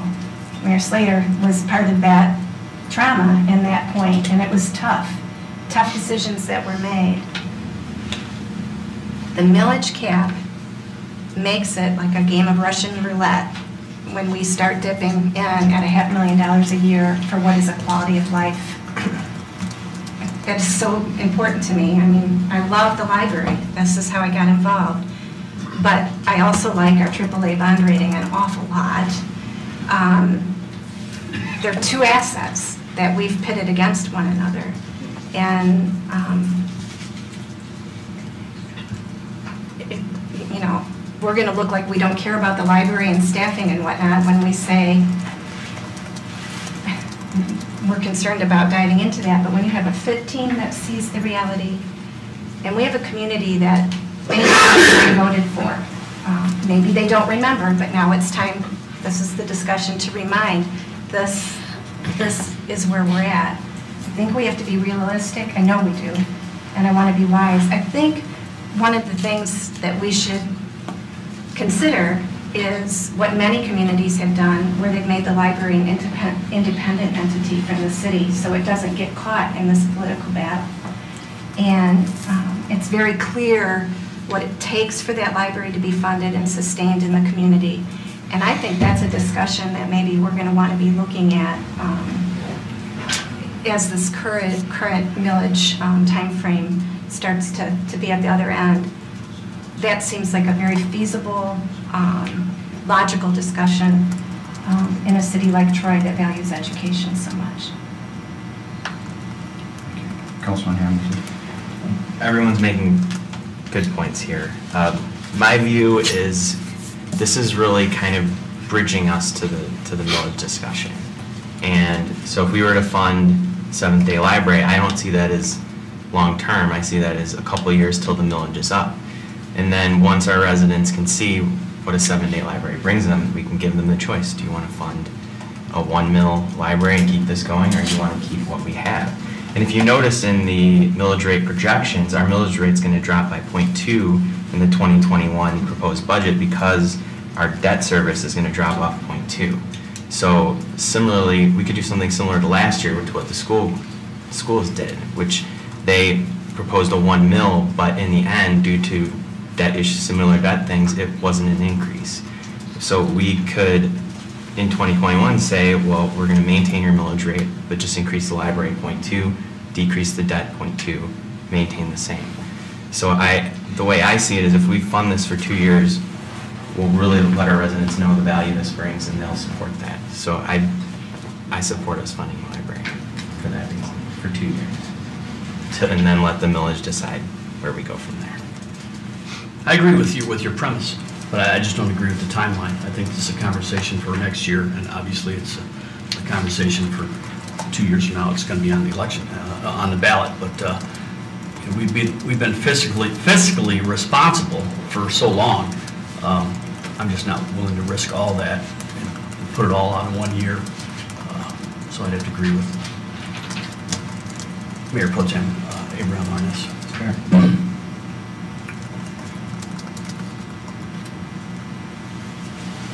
obviously, I was here when, this all started, and it was my resolution that took us to .7 after .1 was defeated. So my record, my record is there. Absolutely, do I support a 7-day library? Absolutely, I do.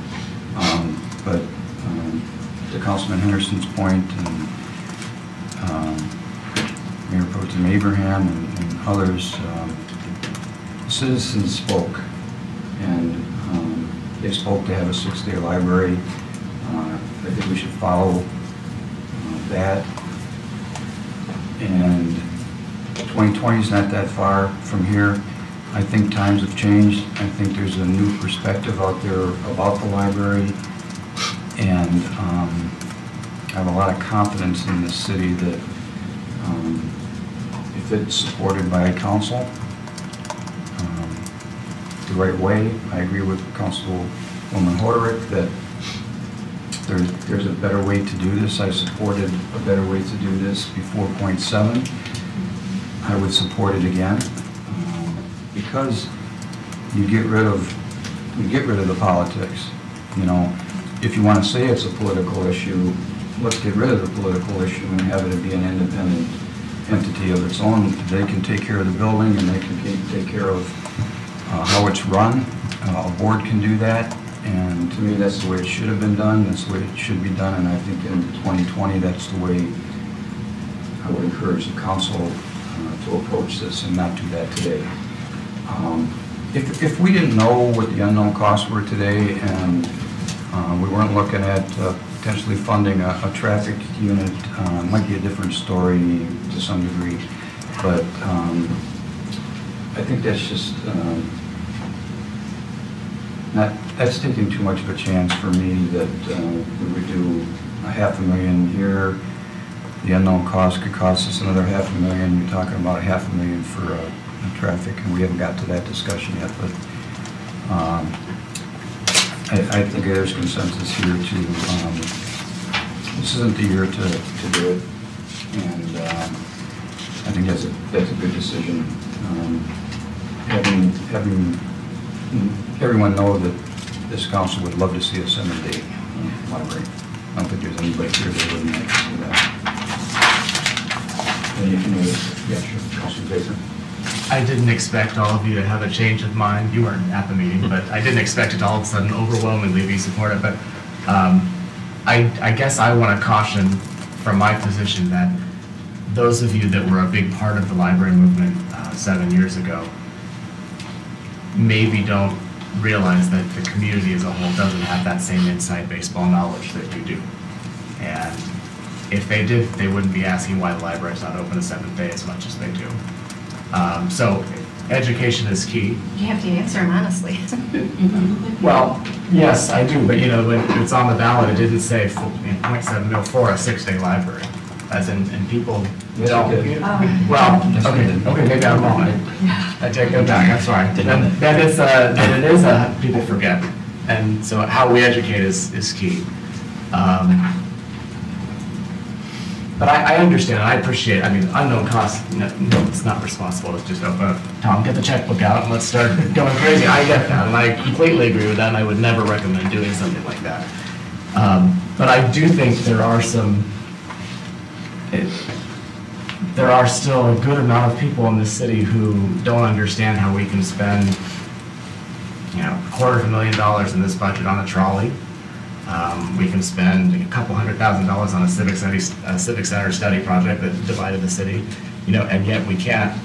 This is all of a sudden a terrible thing to talk about. There is a problem with that, and so if there's money that we spend on other things, there's going to be a struggle to say whether we take it out of the council's decision into a library board or raise the mill. There's going to be a lot of pushback. I guess it's a warning. And so we know that, and if we have the opportunity, and I know, it's easy to do a budget, or easier to do a budget when times are good. And the budgets you sat through, and you even, when you started, I have much different situations. So easy for me to talk about spending all this money to open the library, and you guys are like, wow, really? So I appreciate all of that, and I know that get it. I sat, in my house and watched all this a long time ago, didn't experience it like a lot of you did. So I do think we should have it open 7 days. I do think we could make it work. I know there are a lot of unknown costs. There's always going to be unknown costs in this city. In a few years, we're not going to, we've taken care of all of our unknown, costs, and everything's going to be fine. So now we can do it. Finding the right time to do something like this is always hard. Economies could fall tomorrow anyway. So I get that. But I appreciate again, city administration for putting together the presentation, Phil for you doing the presentation, and we'll keep talking about it a different way, I guess. When we were talking about the Civic Center and the study we were doing, we were looking at that to try to leverage this most valuable piece of property to help fund a library building that's falling down around us. This is so valuable. So that investment, which is out of a fund, not on a year-over-year basis, but a one-time investment, was dollars to be spent to try to see what that investment could return. A trolley is trying to develop economic value on Big Beaver. Jury's still out as to whether we all agree if that's happening or not. We may stop that at some point. Funding a library for a 7th day is an ongoing year-over-year sustainable need, a quality of life venue, that because of the millage cap that the community also voted in is problematic from a fiscally responsible fiduciary standpoint. And so there's a difference. There's a difference between doing that and one-time expenditures, if you will, that we're looking to try to invest and leverage. Boy, is that a long conversation to have, right, with each resident. How does that come out in a Troy Times article to explain it? It's hard. It became that millage cap that we voted in, and what year was that? 2008. And then we said, boy, if we vote this in and we hit a downturn, we're in trouble. And we voted it in, and we hit a downturn, and we've been in trouble. So it really does strong arm us from doing what we would really love to do, but we're doing right by our community by holding strong on that. And I guess all of us just have to commit to continuing to explain that each time somebody does come to us about it, and start building that dialogue for getting it right with the next millage. Let's start that now. And so for that, I appreciate you bringing this forward, because we have to lock arms with the community to do this the right way. But we really do. And we can. I think we can do this. I think we can too. And to your point, Sterling Heights has done millage increases probably for the past 5 years, almost every year, because they have the authority to do it. And this year they're proposing to do a 1 mil increase for 1 year to address their road issue. Wouldn't that be wonderful if you could do something like that rather than steal from Peter to pay Paul? So keep moving forward. I hope you're successful. I hate that millage cap. I hate it. I can tell. Councilman Henderson. I just want to make one point about the building. I think we do a disservice, with all due respect for your passion about the library and the condition of the library and all that other kind of stuff. I know that there are some repairs that are needed on it, but if we keep talking about the building is crumbling around us, why would we want people to come in 7 days a week and risk their life and limb because the building's falling apart? There are a lot of repairs that we can do in that library to make it an exceptional place, and it is an exceptional place, and yet it does need repairs. We can keep repairing that. It's not functionally obsolete. It's not completely obsolete. It's not crumbling. It's a good solid building that's there that needs some TLC. And again, I'm all for as many days as we can squeeze in, but the people spoke, and if we want to get into book burning signs in the middle of medians and that kind of thing, then let's keep talking that way and put a big millage out in front of people and hope for the best. But I think we need to be really prudent. I do too, and I think tonight we're just trying to decide which way we're going to go on, whether to fund a 7th. And I think I've heard consensus that we're going to we're going to table that for now. And just a final point on the resolutions that were presented. I kind of want to make it clear from my perspective. I didn't vote against your resolution per se. I just thought it was something that shouldn't be done in that way. You know, I didn't want to see us micromanage the police department. If they think they need a traffic unit, I think they should come to us. And that, I didn't disagree with. And it should go through the budget process rather than. Right. Rather than us through referral. That's all, so. Yeah, and I understand it. I got what I wanted anyway, which is You just, did. yeah, you know, it was just, you know, bring it up here, have us have a discussion. So in the future, you know, I'll just, during council comments, I'll just bring it up, you know. You're learning the way to. Yeah, sure. Absolutely. No problem. As long as you're in. Yeah. Oh, everyone made reasonable points. I'm not, I understand. Let's talk about flowers in the median. Do we need a long discussion on this? Probably not. No, we can cross it out. But I think understanding that the irrigation is just, you know, precludes the idea. Again, the public now understands that we've explored it fully. It does come up to me, and maybe you guys don't hear this, this is a question I get, maybe because I'm a woman on council, but I don't know if Edna gets it too, but people miss them. But I think it just, the idea of being creative and a lower cost, I think what they're looking for is that sense of place. What makes Troy feel special, clean, both from an economic development standpoint and on a day-to-day living standpoint. It doesn't have to be flowers. It could be public art. We've kicked around, I think, before the idea of like an arts council or something like that. It doesn't have to get resolved here tonight, but maybe that's a conversation we can be having going forward. Many communities do that, and that's where they get that sense of, you know, curb appeal throughout a community. So it's clear we need to get creative. The good news about that is that could be a 365 days a year view versus just the summer flowers. So I appreciate the research, the history, and you know, that we learned from that, and maybe we can get creative and achieve it in a different way. Yeah, I agree 100%. We've been going through this with the DDA because the DDA wants to enhance the median corridor, and we spend a lot of money on maintenance on the Big Beaver corridor, and we don't spend a lot of money in the other corridors. But we've discovered that planting flowers just doesn't work, and planting perennials doesn't work. But that doesn't mean you can't make it look nice and you can't make it look very nice. And I think that's what we probably need to do throughout the city is, you know, when Rochester Road median is full of weeds, and during the springtime it's all yellow, and then it turns all white, you know, with dandelions.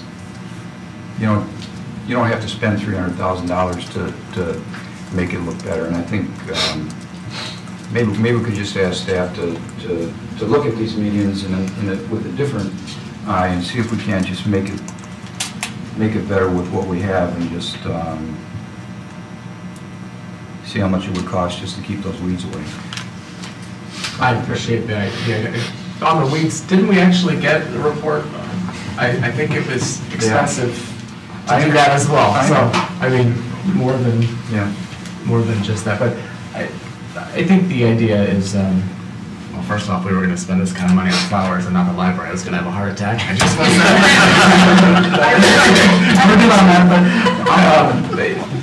I don't really have much to say other than, I mean, I agree the idea is if we can do more to make them look nice. Because people also there's an education issue with people still don't understand why the DDA on those medians look so nice, but the rest of the city doesn't necessarily. So it's again education. I think it's education, and I think I mentioned this once before. The DDA has the ability to expand their area, and if we can look to doing a DDA on Rochester Road, or do a DDA on Maple Road, or do some other things, I think we can be creative. I think we can do some things. Councilman Anderson. Are trees problematic for medians? I mean, I know there's traffic going by, you don't want cars. Trees, but I mean, trees seem to be, you don't need the watering situation, constant maintenance on them. No, trees, we select a species of tree based on its location. So when we put trees in the median, for example, which was a federal forestry grant, when we populated trees along Rochester Road and Waddles in that expanded median, we made sure that we selected species that are drought tolerant and can handle that very severe condition environment. In dry weather, trees are a little different than annual flowers, where we can actually put bags around the trees that hold 10 to 15 gallons of water, and then allow the water just to drip onto the tree and keep those roots from drying out. So they're not as problematic as some may think. In my opinion, they add a lot of character to the median. Without causing damage or problems trying to see around them to get through the... Yes. Okay. Maybe, Ellen, you could help us just keep this thought going. Okay. So that we don't forget, and try to find some way, I know, I think I bring this up like every year, and I apologize, but it's... Well, I think it's important to make the boulevards look nice. I do. Okay. No matter where they are. Right. Traffic safety in it.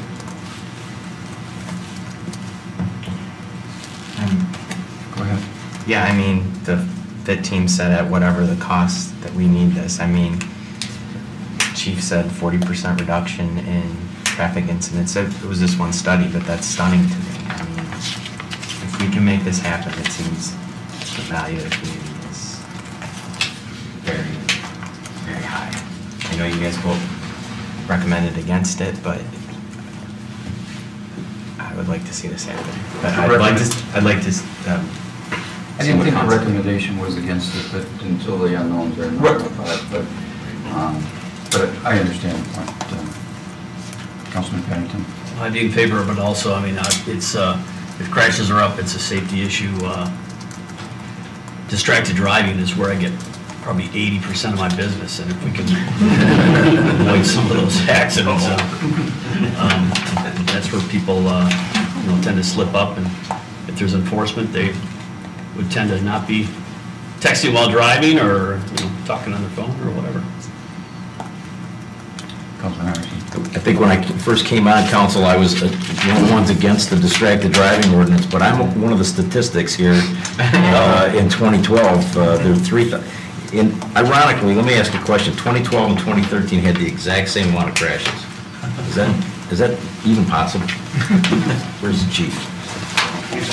Yeah. It's possible. Is it? So again, I'm not in favor of... Two different. What's that? I think it was two. There were 3,242 and 3,244.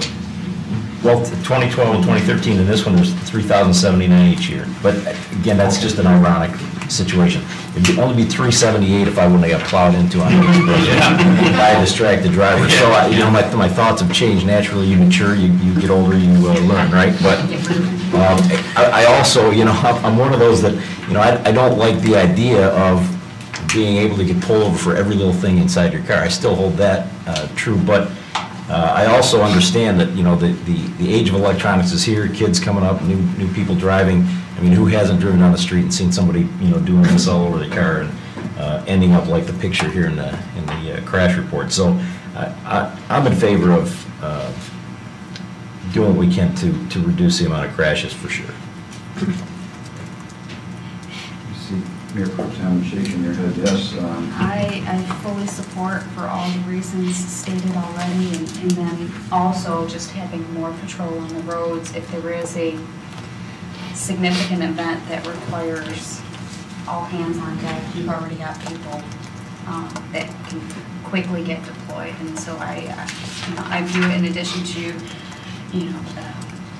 deterrency of crime and reducing crashes. I also see that as a quick deployment fleet, and given what's going on in the world, I don't think we can put any type of value on that, but it's significant and imperative, so I'd be supportive as well. Thank you. Councilor Councilman Baker or Councilwoman Horler, do you wish to say anything? Oh, you want me to go first? You want me to go? Well, go ahead. I know that this would be valuable to the community.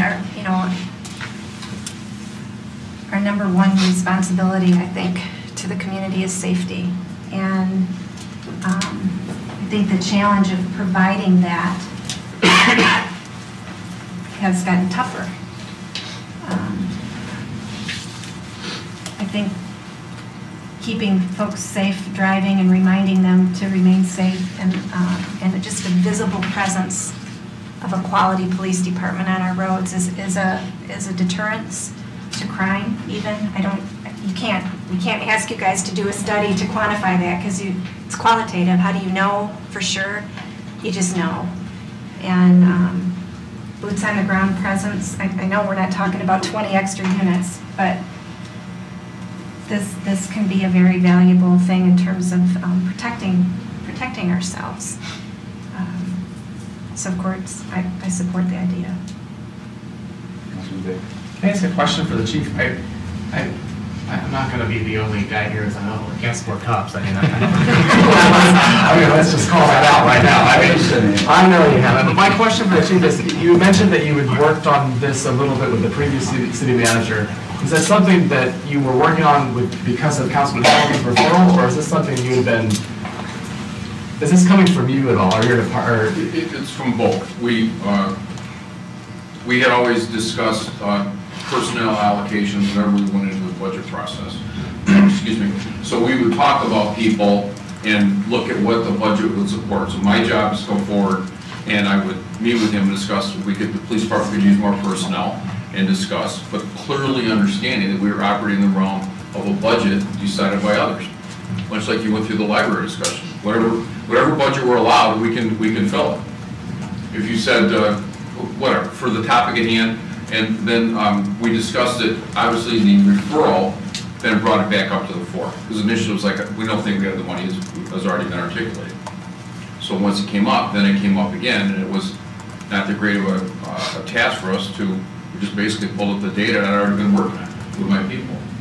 So we just took that data and brought it forward. Can I ask a more pointed question, maybe?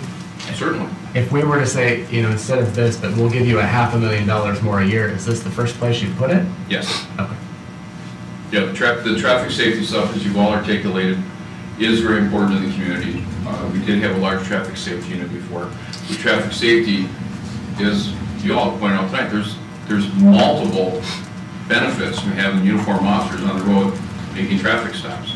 There's multiple benefits in having those officers equipped that they can respond to emergency incidents. There's the benefit we could say, hey, the schools are a little bit concerned, we want you to spend more time enforcing school zones now. And we get multiple benefits from that. So with uniformed police officers properly trained, we can use them for multiple resources and multiple things. Do you foresee this unit, trying to enforce the distracted driving ordinance? And can you speak at all to how that's enforced now? Yes and yes.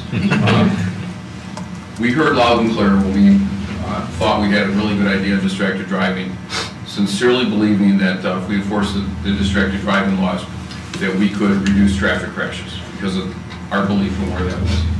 We heard people took that a lot more literally than what we intended.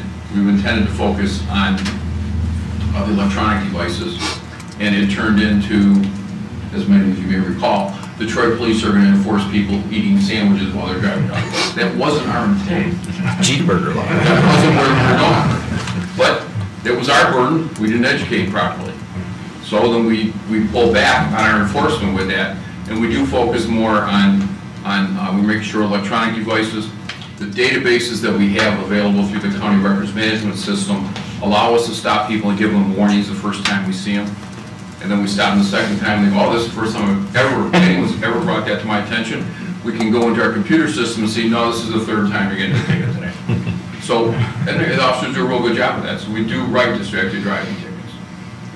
I think I answered the crux of what you're, this isn't going to be a distracted driving enforcement unit. Right. I guess, which, to my point, and again, I sound like a curmudgeon, but I think crashes are up in general because of the, how much people are texting and driving these days. Not just Detroit, but they're all out. So I'm not so sure that, yeah, I guess I'm theorizing maybe if we still had more cops going back this time on the road, we could have still had that increase in crashes because of the prevalence of cell phones and smartphones. I hope that's not the case, and I hope something like this can make a difference. To education, like you just said, I guess I do want to say, to me, this is not about pitting the library against the police in any way. It was coincidental that we brought up our resolutions on the same night. We certainly didn't talk before. So I don't want anybody to think by any means, if we fund additional cops, it's because it's not about going against each other in any way. And safety is an important part of our city and something we need to focus on. So I guess I would have preferred that the chief come to us with this before. I mean, that would have made more sense to me because I said, obviously if that's what they're saying they need. But hearing that was something that you were thinking about, and definitely, I guess like I said, if you were given the money, is this the first place you put it? You said yes pretty quickly, so I'm assuming that that's... Well, the process is for me to work with city management and discuss. City management hears from you what's important. I work with city management within the confines of the budget. Right. So we did have conversations about what we were looking for personnel in the police department. I showed this slide for several years. We've gotten additional personnel. We've talked about it, we've gotten it. We've had the incremental increase that we understand. So we have no complaint.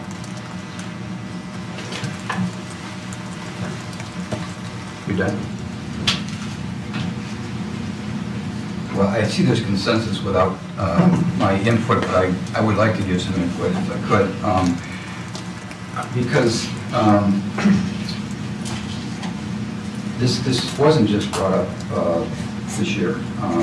This was on the FIT team's agenda last year, and I was preparing to give a talk to a church last week, and they wanted to know stuff about the city, so I was digging through my stuff, trying to prepare, and I came across the PowerPoint from, I think, 2015, where we were talking about what do we want to do in the future, projections, and in that PowerPoint was talk about traffic safety. So 3 years ago, I know that the police department was actively talking about that, and I always try to hesitate from sticking my nose into the police business, but they are.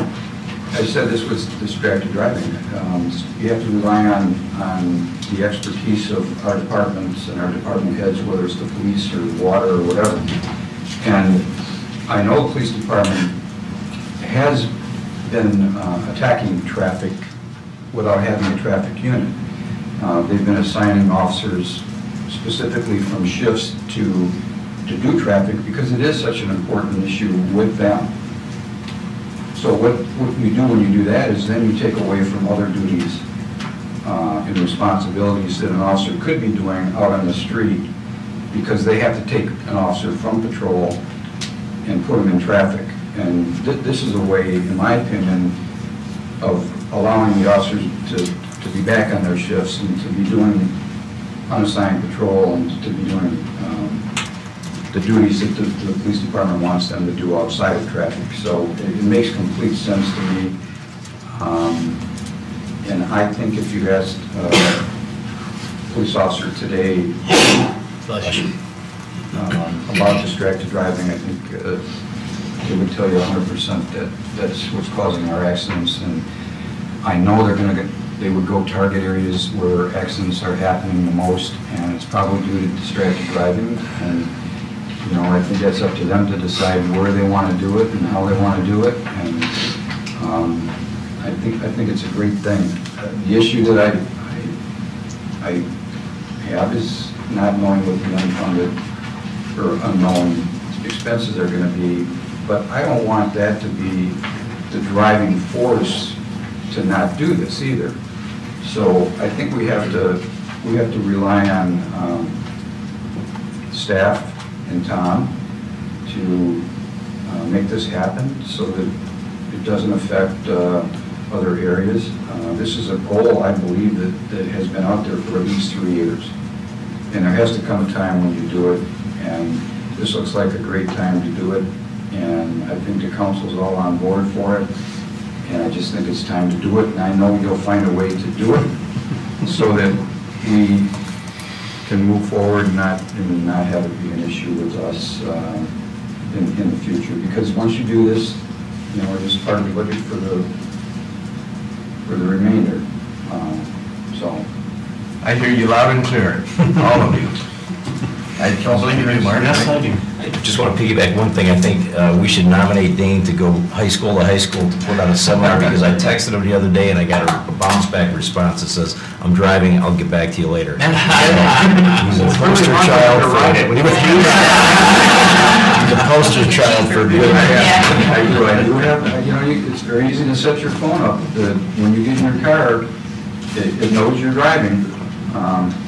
And I saw something the other day where, you know, parents are encouraging their kids and themselves that when they get in the car, they put their phone in the glove box and they lock it up until they get to where they're going. And we just, I think education is all, you know, you don't always have to write somebody a $150 ticket to get the point across either. So I know they use their discretion, and I know they'll do a great job with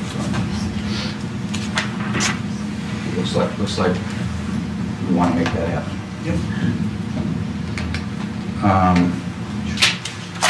think that's the issues that were brought forward before we go to public comment. Does anyone else have any questions or comments regarding anything that was brought up either Monday night or tonight? Because please keep in mind, it's not fair to staff to wait till we have this on the table for approval and not have asked questions beforehand. So, Mayor Pro Tem Abraham, I know you weren't here Monday, and if I could just say, I'm so sorry to hear about you. We all care. Want you to know that. Just a couple questions from tonight's presentation. Jeanette, I know you said that the pain classification study, I mean, you haven't even picked someone to do it yet, but once we do pick someone, about how long would it take to do the study? I would estimate we would have figures probably 4 months. I would say we'll be well into the fall. Okay. You know, I mean, this is also a process. It's not just about a deliverable, it's about vetting it, right? With our staff and with you. Does this make sense? Now that I put 4 months out there, I'm also thinking I'm always over-eager. So as Tom mentioned, it is a process. So I guess I want to explain that the first step would be that the consultant would come in and meet with Mark and Tom and I and get direction. And then they would have to come back and solicit information from each and every of those 100 plus employees. Then they would vet that information, and there'd be a dialogue between them and the employees. Then they create their recommendation. Meanwhile, they're soliciting data from other communities and other entities to come up with the financial data. So it is quite a long process, so I'm not really sure even about the 4 months. We'll just say fourth quarter. Potential. Okay. And then the other question I had was in regards to Medigo and some of the issues that SMART has that's therefore impacting our residents. One of the items looked like it was the servicing of those buses. Is there any way that Troy could service the buses? I'll answer that. I think I meant to talk to Kurt about this before, and we'll come back and give you an answer. And I guess, well, I thought of one more question. In terms, you know, we had the 2 resolutions that came forward last month regarding the traffic unit and the library, and there was a lot of discussion about what's the proper way to introduce the topics to into the budget cycle. So I guess maybe Mark or Tom, I guess when is the right time when I look at the binder and you have an outline of what happens in the months preceding the actual vote in May, what's the right time frame to bring things to your attention, optimal time frame? I think optimal would be in the strategies. Okay. In the retreat. Okay.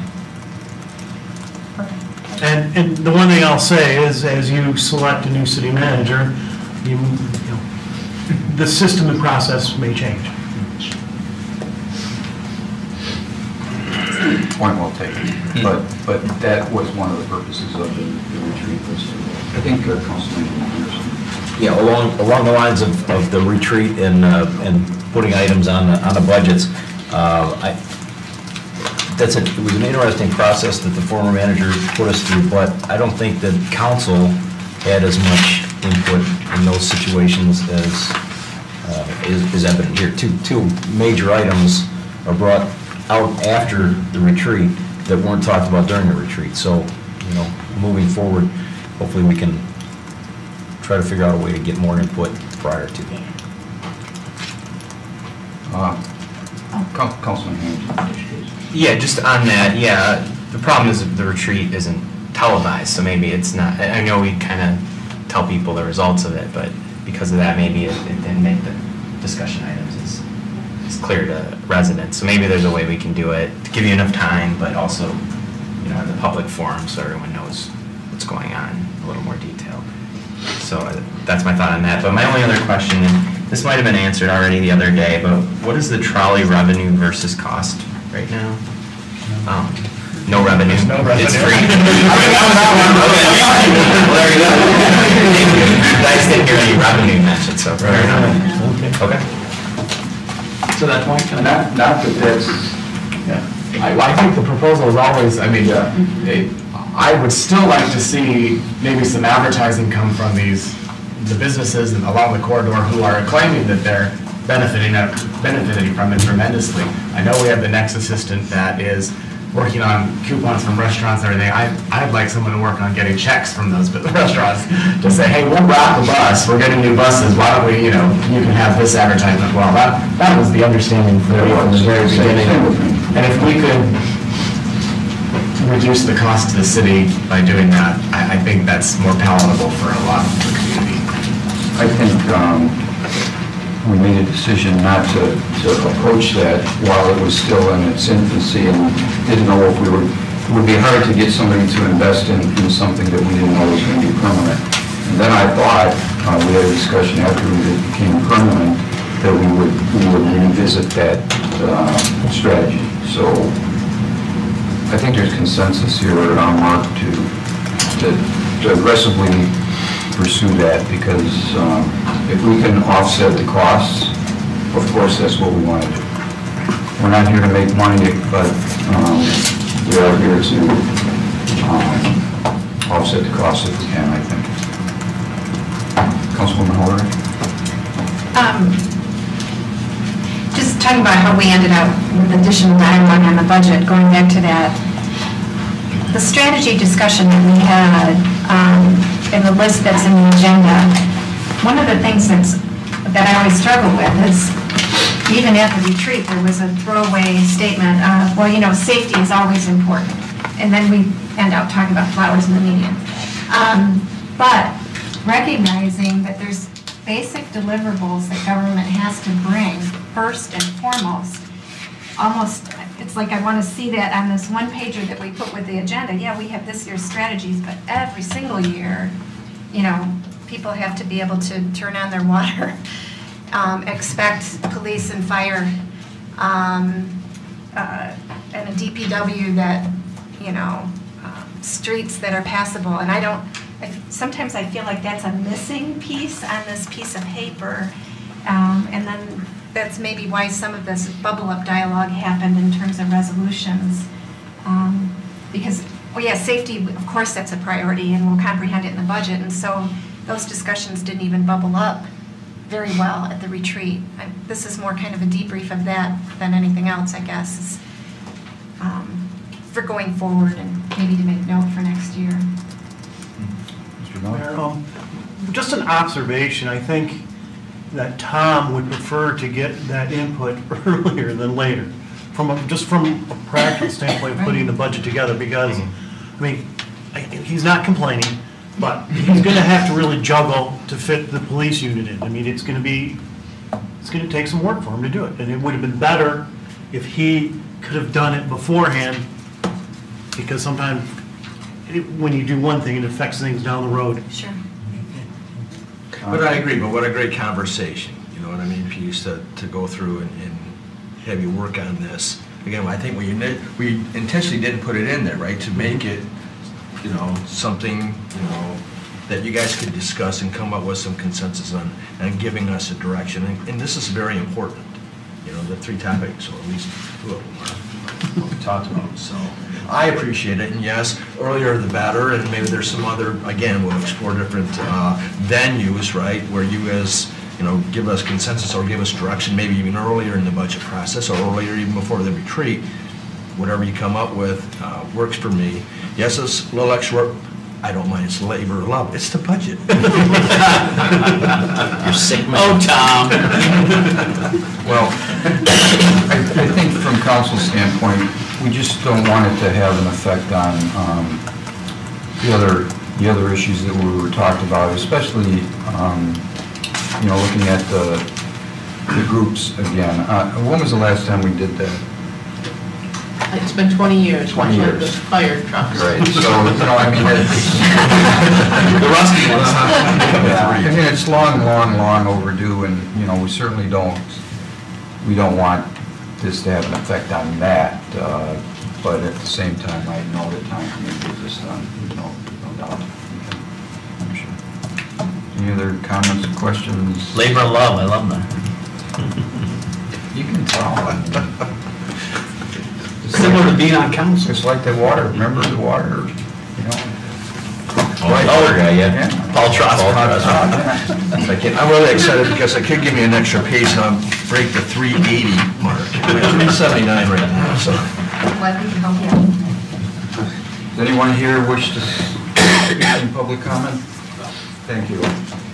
Thanks again to staff for all the hard work. When it gets to us, the work's been done, so we certainly appreciate it. Thank you. We're adjourned. Thank you.